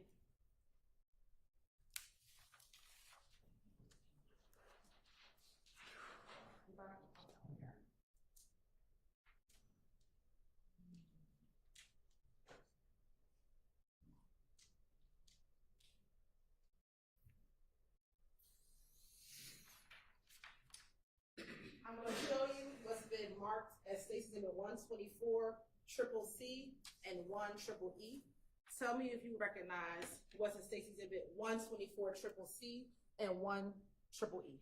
Okay, Triple C, that's 2905 Springdale Road. It's a apartment complex, and then the other one is a house off of Ruby H. Harper, which is right near Browns Mill Road, near the old Atlanta Police Academy. And looking at Stacy's Exhibit 124, Triple C, is the location of Springdale Road, is that in the 1313 beat? No, that's in 311's beat. And is it 311? Is it 313 or 1313? 1313, so when you, like it would be 313's beat. Okay. So the 1 means morning watch. Just going off of my basic memory from when I was a police officer. But yeah, that would be 311's beat. And then that's 13. 1 Triple E would be 313's beat. Correct. And does this appear to be a fair and accurate depiction of streets? First at 124 Triple C, that's in 311's beat, and then for 1 Triple E, that's in 313 beat. Correct. You're this time the state would like the tender as a demonstrative 124 Triple C and 1 Triple. Okay, 124 Triple C and 1 Triple E. They're admitted. And first, I'd like to publish 1.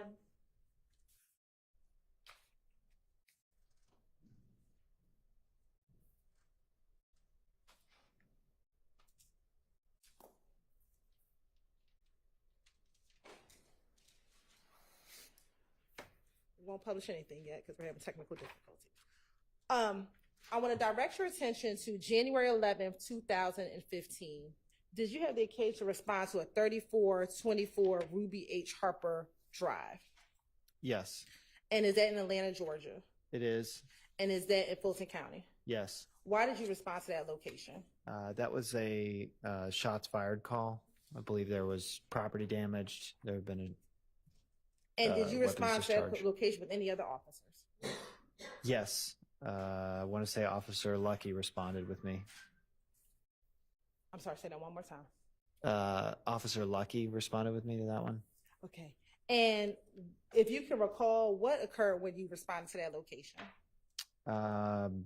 Without referencing my report, I know that there was a couple vehicles that had been damaged and a little bit of the structure as well.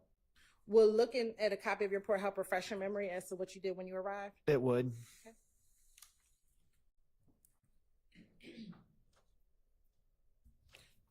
Got permission to approach? You may. I'm going to show you what's been marked as Stacy Exhibit 2 Triple E. Okay. Some of you recognize 2 Triple E. I do. This would be a police report that I wrote that's been printed out. And will looking at that report help you refresh your memory as to what you did when you arrived at 3424 Ruby H. Harbor Boulevard? Yes, it would. Okay, you can take a moment, look at it, and let me know when it helps refresh your memory.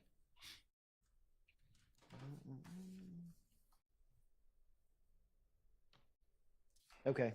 Yeah, this helps. I'm ready. Okay. Do you recall what time of the day would you have arrived at that location?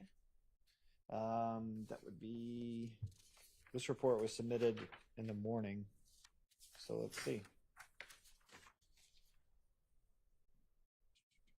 Yeah, this is, looks like the report was submitted at 1:06 a.m. Okay. And I apologize, you said you worked the morning watch? Yes. What was the time of the morning watch?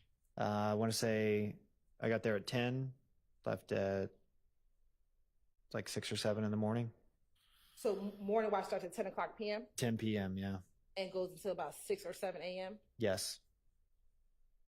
When you responded at about 1 o'clock a.m., what did you see when you first arrived?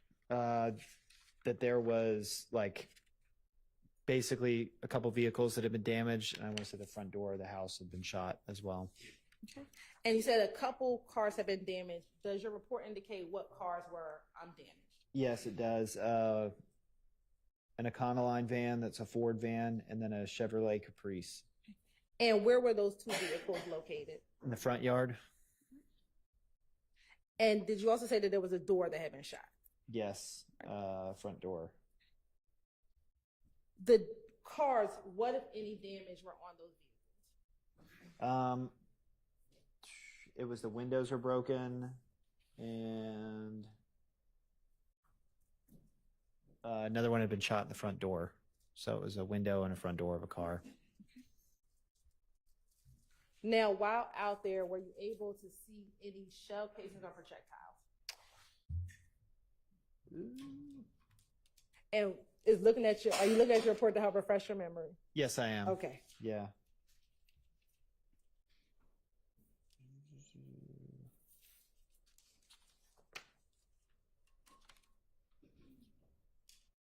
Yes.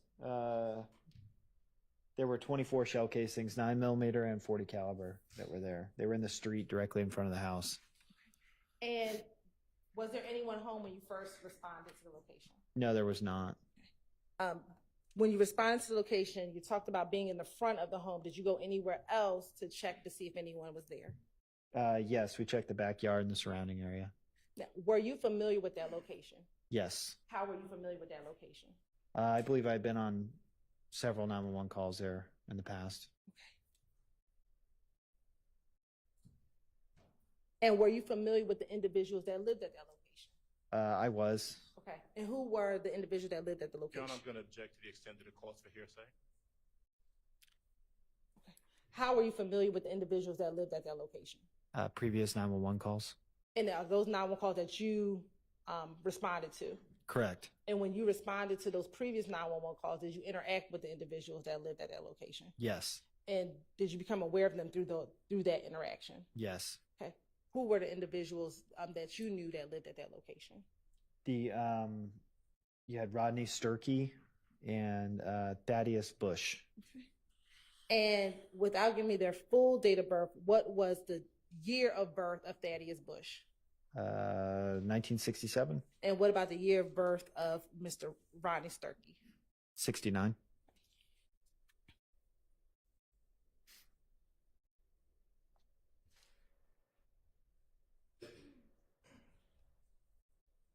The cars that were in the driveway, did you do anything with those cars? Yes, we ran them and through GCIC to see who they were registered to. And were you able to determine who the cars were registered to?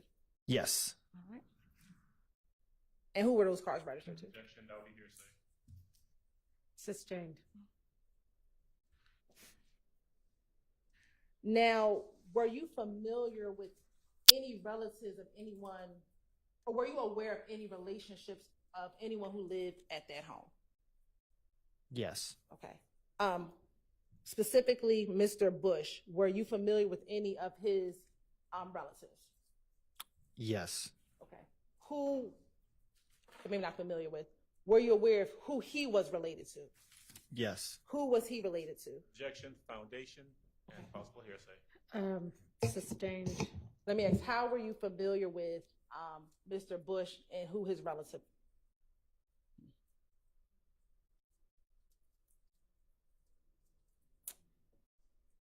I'll withdraw that question.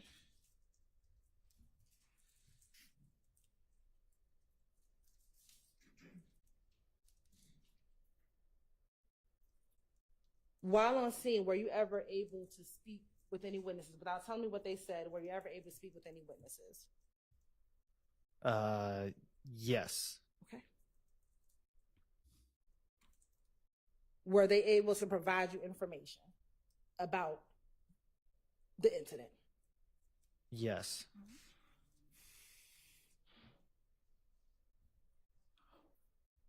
Were there any other cars that were in that area that were not damaged? There were a few cars in the yard that were not damaged. Did you have anyone else come out the scene to assist you with that investigation? Yes. Who came out? My supervisor and a crime scene technician came out. Who was the crime scene technician that came out? I'm gonna have to spell the last name. Okay. Flemister. And let me ask you, what was there a case number associated with this report? Yes, there's always a case number. What was the case number that was associated with this report? Looks like it was 15013 012300. Okay.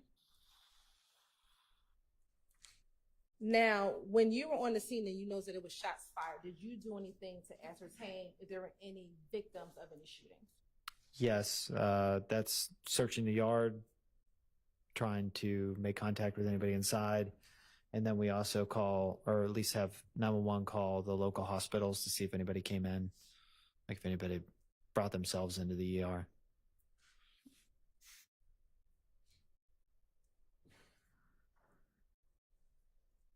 At any point while you were on scene, did either Mr. Bush or Mr. Sturkey arrive on scene? I believe they did. Okay. Do you recall if both of them arrived or one of them arrived? If I can look at my report, I can let you know. Sure.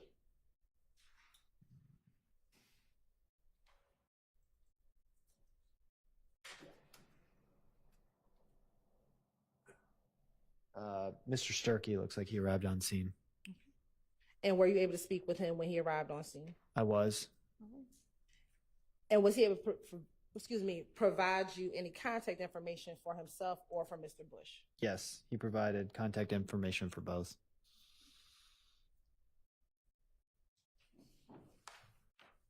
Were you present when the crime scene tech was processing and collecting the evidence? Yes. Okay. After the crime scene processed the evidence and you wrote your report, did you have any other involvement with responding to that location? No.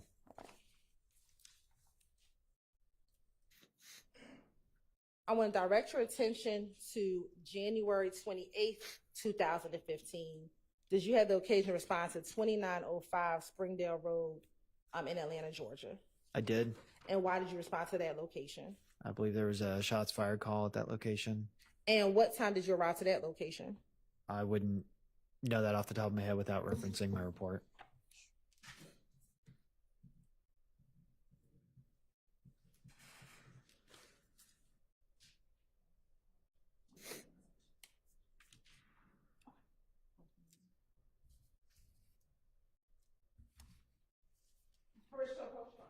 You may.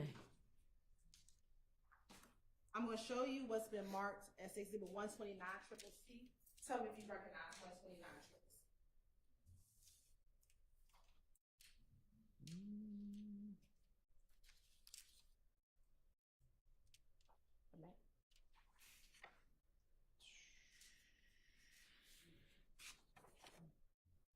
Let me make sure.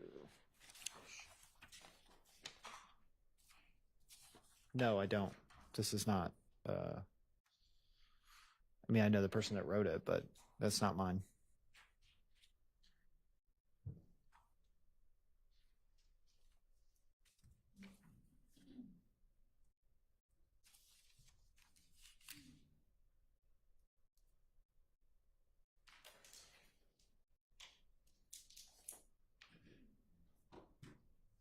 I'm sorry, I gave you the wrong report. I apologize. Okay, now looking at 129 Triple C.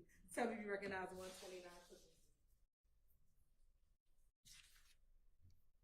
C. Yes, I do. This is a report I wrote. All right, well, that helped refresh your memory as to what time you responded to 2905 Springdale Road, 2905 Springdale Road on January 28th, 2015. Yes, it does. What time did you respond? Looks like 12:16 in the morning, so just after midnight. And why did you respond to that location? Shots fired. Apartments were damaged by gunfire. Now I'm going to publish for you State's Exhibit 124 Triple C.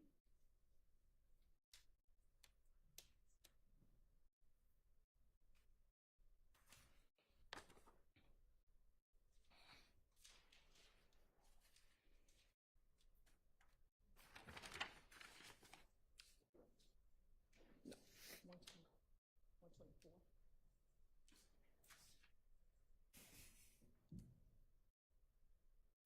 Okay.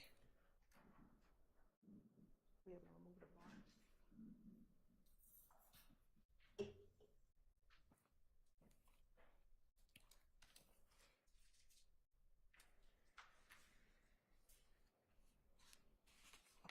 And looking at 124 Triple C, if you could just orient the jury to what we're looking at as Exhibit 124 Triple C.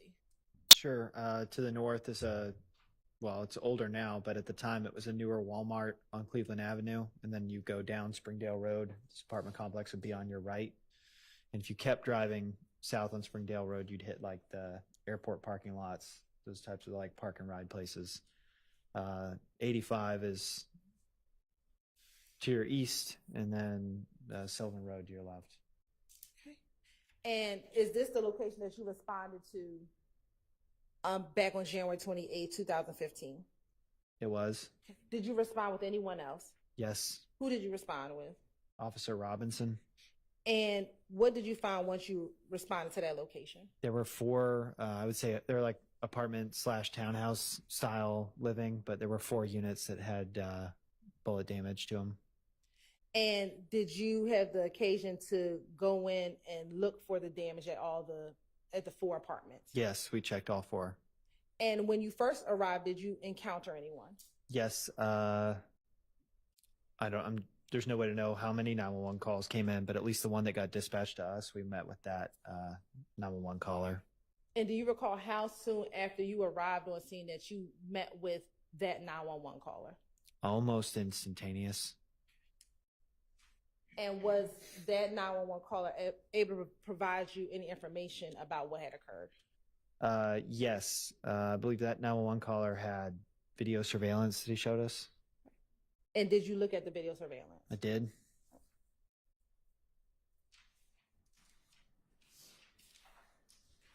And based on looking at the video surveillance, What, if anything, did you do after looking at the video surveillance? After we looked at it,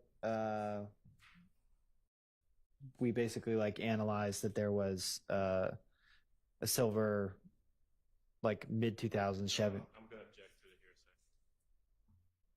And the best evidence. Did Your Honor, I believe that he could testify to what he saw on the video surveillance camera, Your Honor. Are we going to have, you watched it, you looked at it? Yes, Your Honor. Okay, overruled. So tell us, what did you see on the video surveillance camera? We saw a silver, like, I guess you would look at it closely as like a mid 2000s sedan, like a Chevrolet Impala sedan. It's like a cop car. It's a very common car. And what did you see? Tell them what you saw on the video surveillance. We saw a 2000s silver Chevy Impala. And did you see this? You see the it. Chevy Impala do anything? It drives by and shoots at the apartments. Okay. Are you able to see anyone inside of the Chevy Impala? It's impossible to make that out in the video. All right. And in looking at the video, were you able to see where the Carter shots were being fired from? I don't think it has that much detail.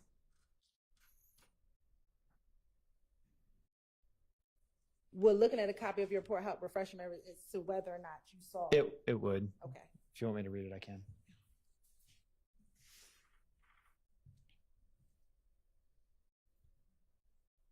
Okay. Yeah, in the report, it says that there is shots being fired from the front and the rear of the passenger side of the vehicle. And after watching that surveillance video, were you able to see yourself if there were any shell casings out in front of 2905 Springdale Road? Yes. We recovered quite a few shell casings. If you want a specific number, I need to read for it. Okay. There were 17 9mm casings recovered in the parking lot. Can you speak into your mic? 'Cause I don't think Sorry, there were 17 9mm casings recovered from the parking lot.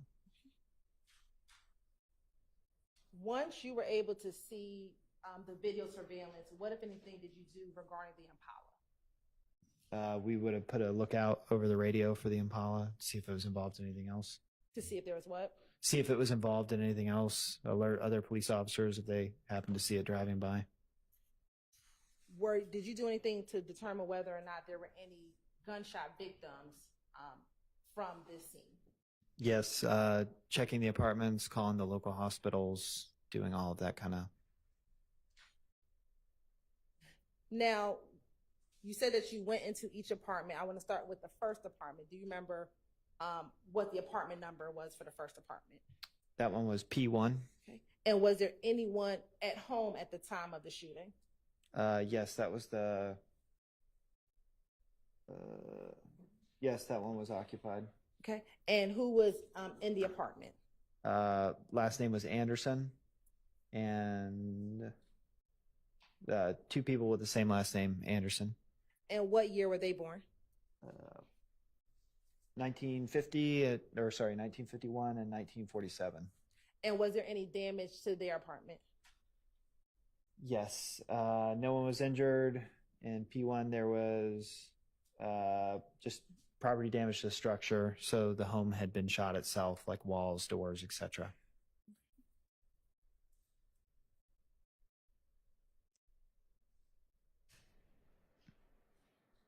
And you said there were holes. Was there 1, 2, 3, or 4 holes within their structure? There was, it looks like, one bullet hole through the front bedroom and damage to an interior wall, so it may have been from the same projectile. After leaving that apartment, did you go to another apartment? Yes. Which apartment did you go to? Apartment P2. And who resided in apartment P2? Or did anyone reside in apartment P2? Yes. Who resided in apartment P2? Last name is Mack, M-A-C-K. And was that the same individual who was the 911 caller? It was. All right. And did anyone else live in that apartment with him? Yes, his girlfriend, last name Curry, C-U-R-R-Y. All right. And what was Miss Curry's year of birth? 1997. Okay. What, if any, damage was there to that apartment? In the report, it says there were several bullet holes into apartment P2. No property damage except the structure. At this point, that the witness not read from his report, if it needs to be used to refresh his recollection, that's fine. All right. Sure. So just, if it helps refresh your memory, read it, and then if it refreshes your memory, you can testify from your Got memory. it. All right. Were there any projectiles? I'm gonna have to read to give you the specifics on that. Read it, and if it refreshes your memory, then you can let us know. Got it.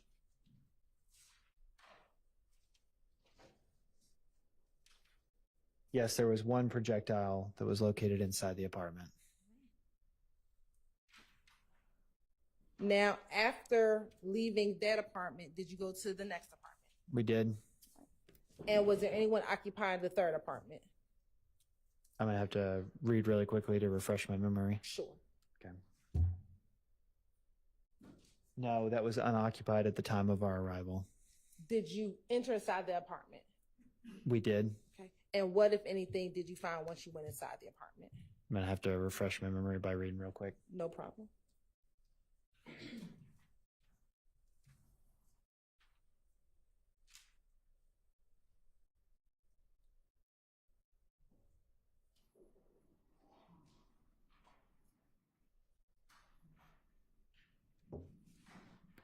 Okay. I'm ready for your question again. Sure. Was there any damage inside of that apartment? Yes, it looked like there were 2 TVs that had been damaged, and we did find a projectile. The back door was unlocked.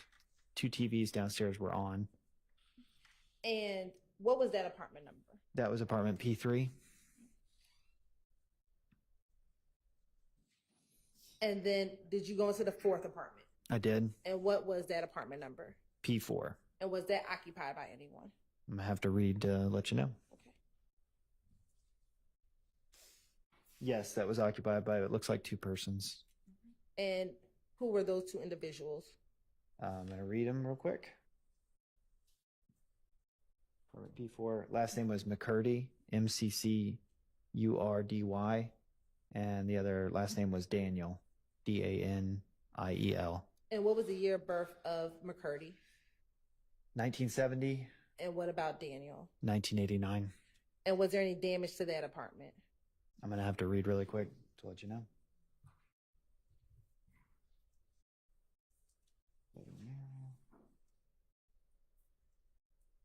Looks like a bedroom mirror and some of the walls were damaged. We located 2 projectiles there. At any point while you were on scene, did the occupant of apartment P3 arrive on scene? They did. Okay. And who was the individual that arrived on scene? I believe the last name was Smith. And were you able to speak with that individual? Yes. And was she able, without saying what she said, was she able to provide you any information that assisted you with your investigation? She was.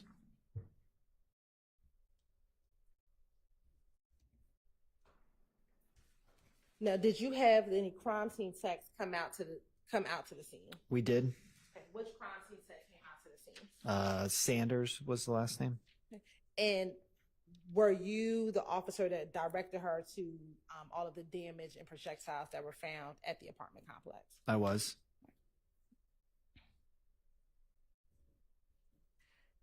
After speaking with Ms. Smith, talking to all the other residents of the apartments that were damaged, did you have any other involvement in this case? No. All right, court's indulgence for one moment.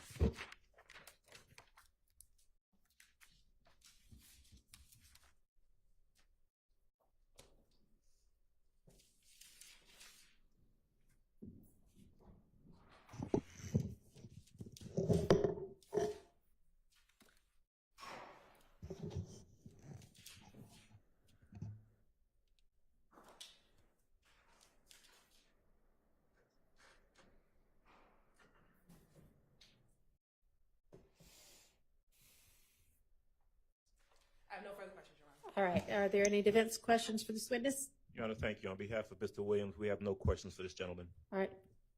Mr. Short, if you, okay. Officer Collins, good afternoon. Good afternoon. My name is Max Shard. I represent Shannon Stillwell, okay? Yeah. My understanding, you arrive at the scene and one of the residents shows you their surveillance video. Correct. I'm sorry. Thank you. At 2905 Springdale. Sure. Is that correct? That's correct. And you viewed that video? I did. Were you the only officer to view the video? I couldn't remember. This is from several years ago. I understand. I In that video that you watched, mhm. there appeared to you to be one car involved in this incident, correct? Yes. Okay. And that one car that appeared to be involved, according to the video, was a silver Chevrolet Impala or a similar car. Yes, the taillights are awfully specific on that car, so that's what it looked like to me. Okay, but it was definitely silver. Could be a variety of gray. It could be anything. Okay, But gray or silver. sure. Sure. Okay. And that video that you watched, Mm-hmm. did you collect that video? I have no idea. I mean, if it's listed in there as being put in like on a thumb drive, then sure. When a case like this typically happens, it gets assigned to an investigator, and they would be the ones to retrieve it, or a crime scene tech, not necessarily the responding officer. Would you have, if you didn't collect it, would you have alerted the investigator? Sure. Yeah. Okay. And do you personally know where this video is now? No. Okay. Thank you. Any other defense counsel questions? Nope. Any redirect? All right. Thank you for your time. You are excused. Thank you. And we're going to adjourn for the day. So I think y'all may know we have a somewhat, just slightly late start in the morning. Y'all may not know. 9:30, one of your number needs to deal with something early in the morning and believes that they can be here by 9:15 or 9:30. We're just going to make it 9:30. So all of y'all make your arrangements for us to start at 9:30 in the morning. Don't discuss the case with anybody. Don't allow anybody to discuss it with you. Don't look at any kind of accounts of any sort. And we'll see you in the morning. Thank you.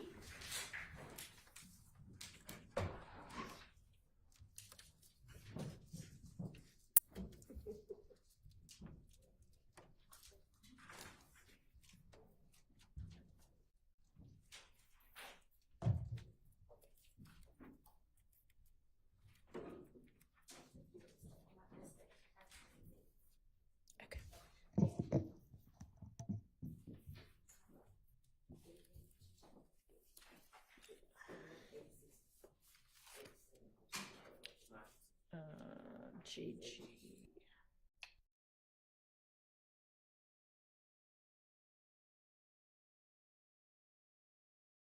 All right, I think that for us, we might still come at, y'all can sit down, at 8:45 because I feel like we maybe have things to go over. I know Mr. Steele just sent several new motions in limine.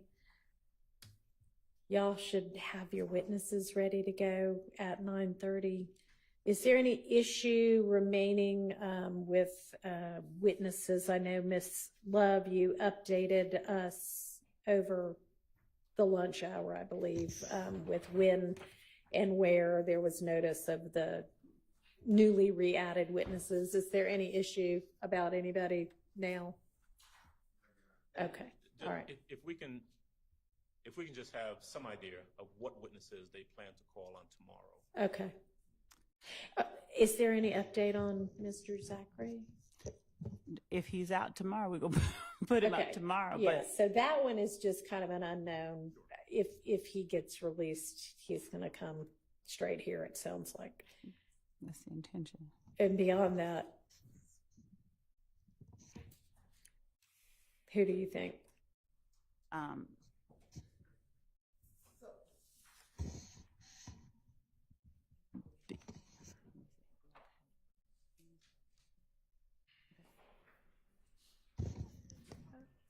Beyond that, Your Honor, these are subject to being called. These are the ones that we have in line. We have Ms. Coppedge, Jenkins, Bowers, Kelly, Tullis. Hang on, slow down just a tad. Everybody's sort of jotting it down. All right, so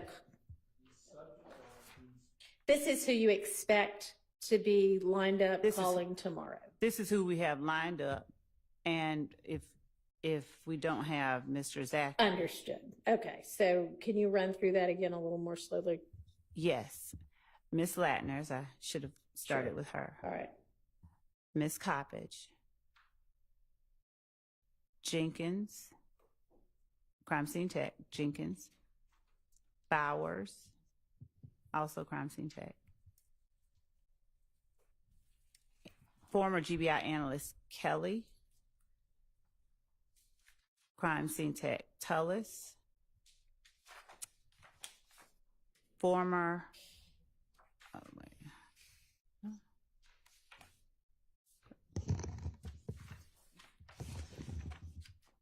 and we are confirming some other people. We don't want to speak out of turn, but I believe we have a couple others that we are confirming.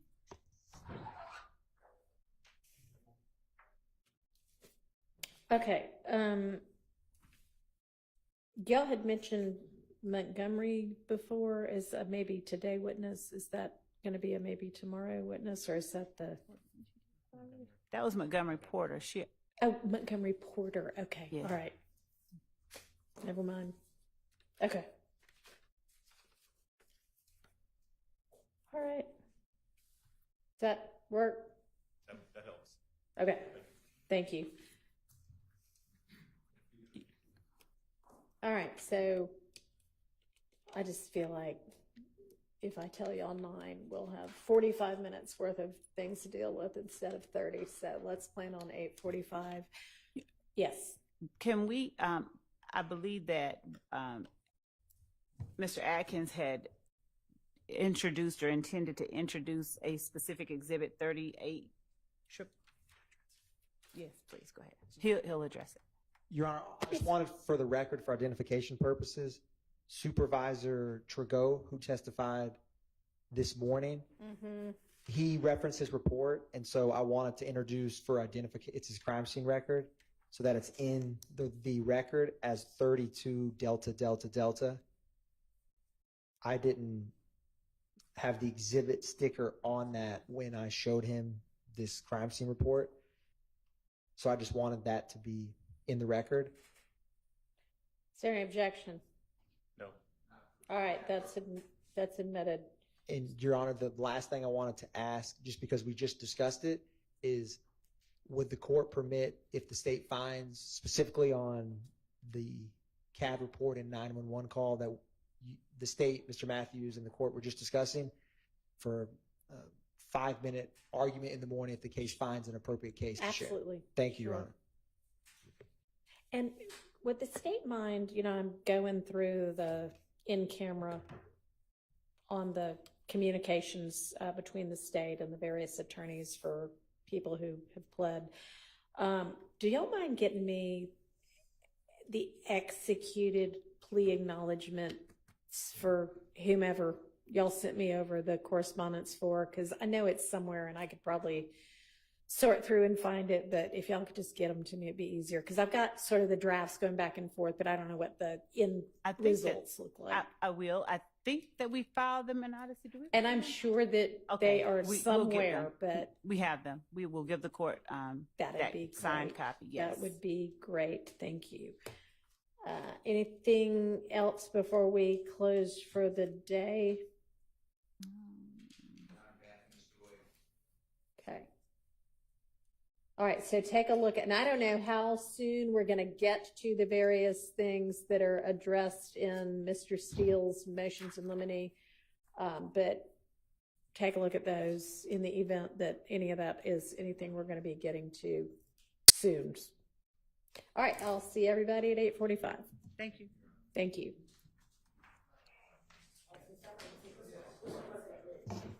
Yeah, and y'all at some point, you might want to just make sure that the evidence up here is in order.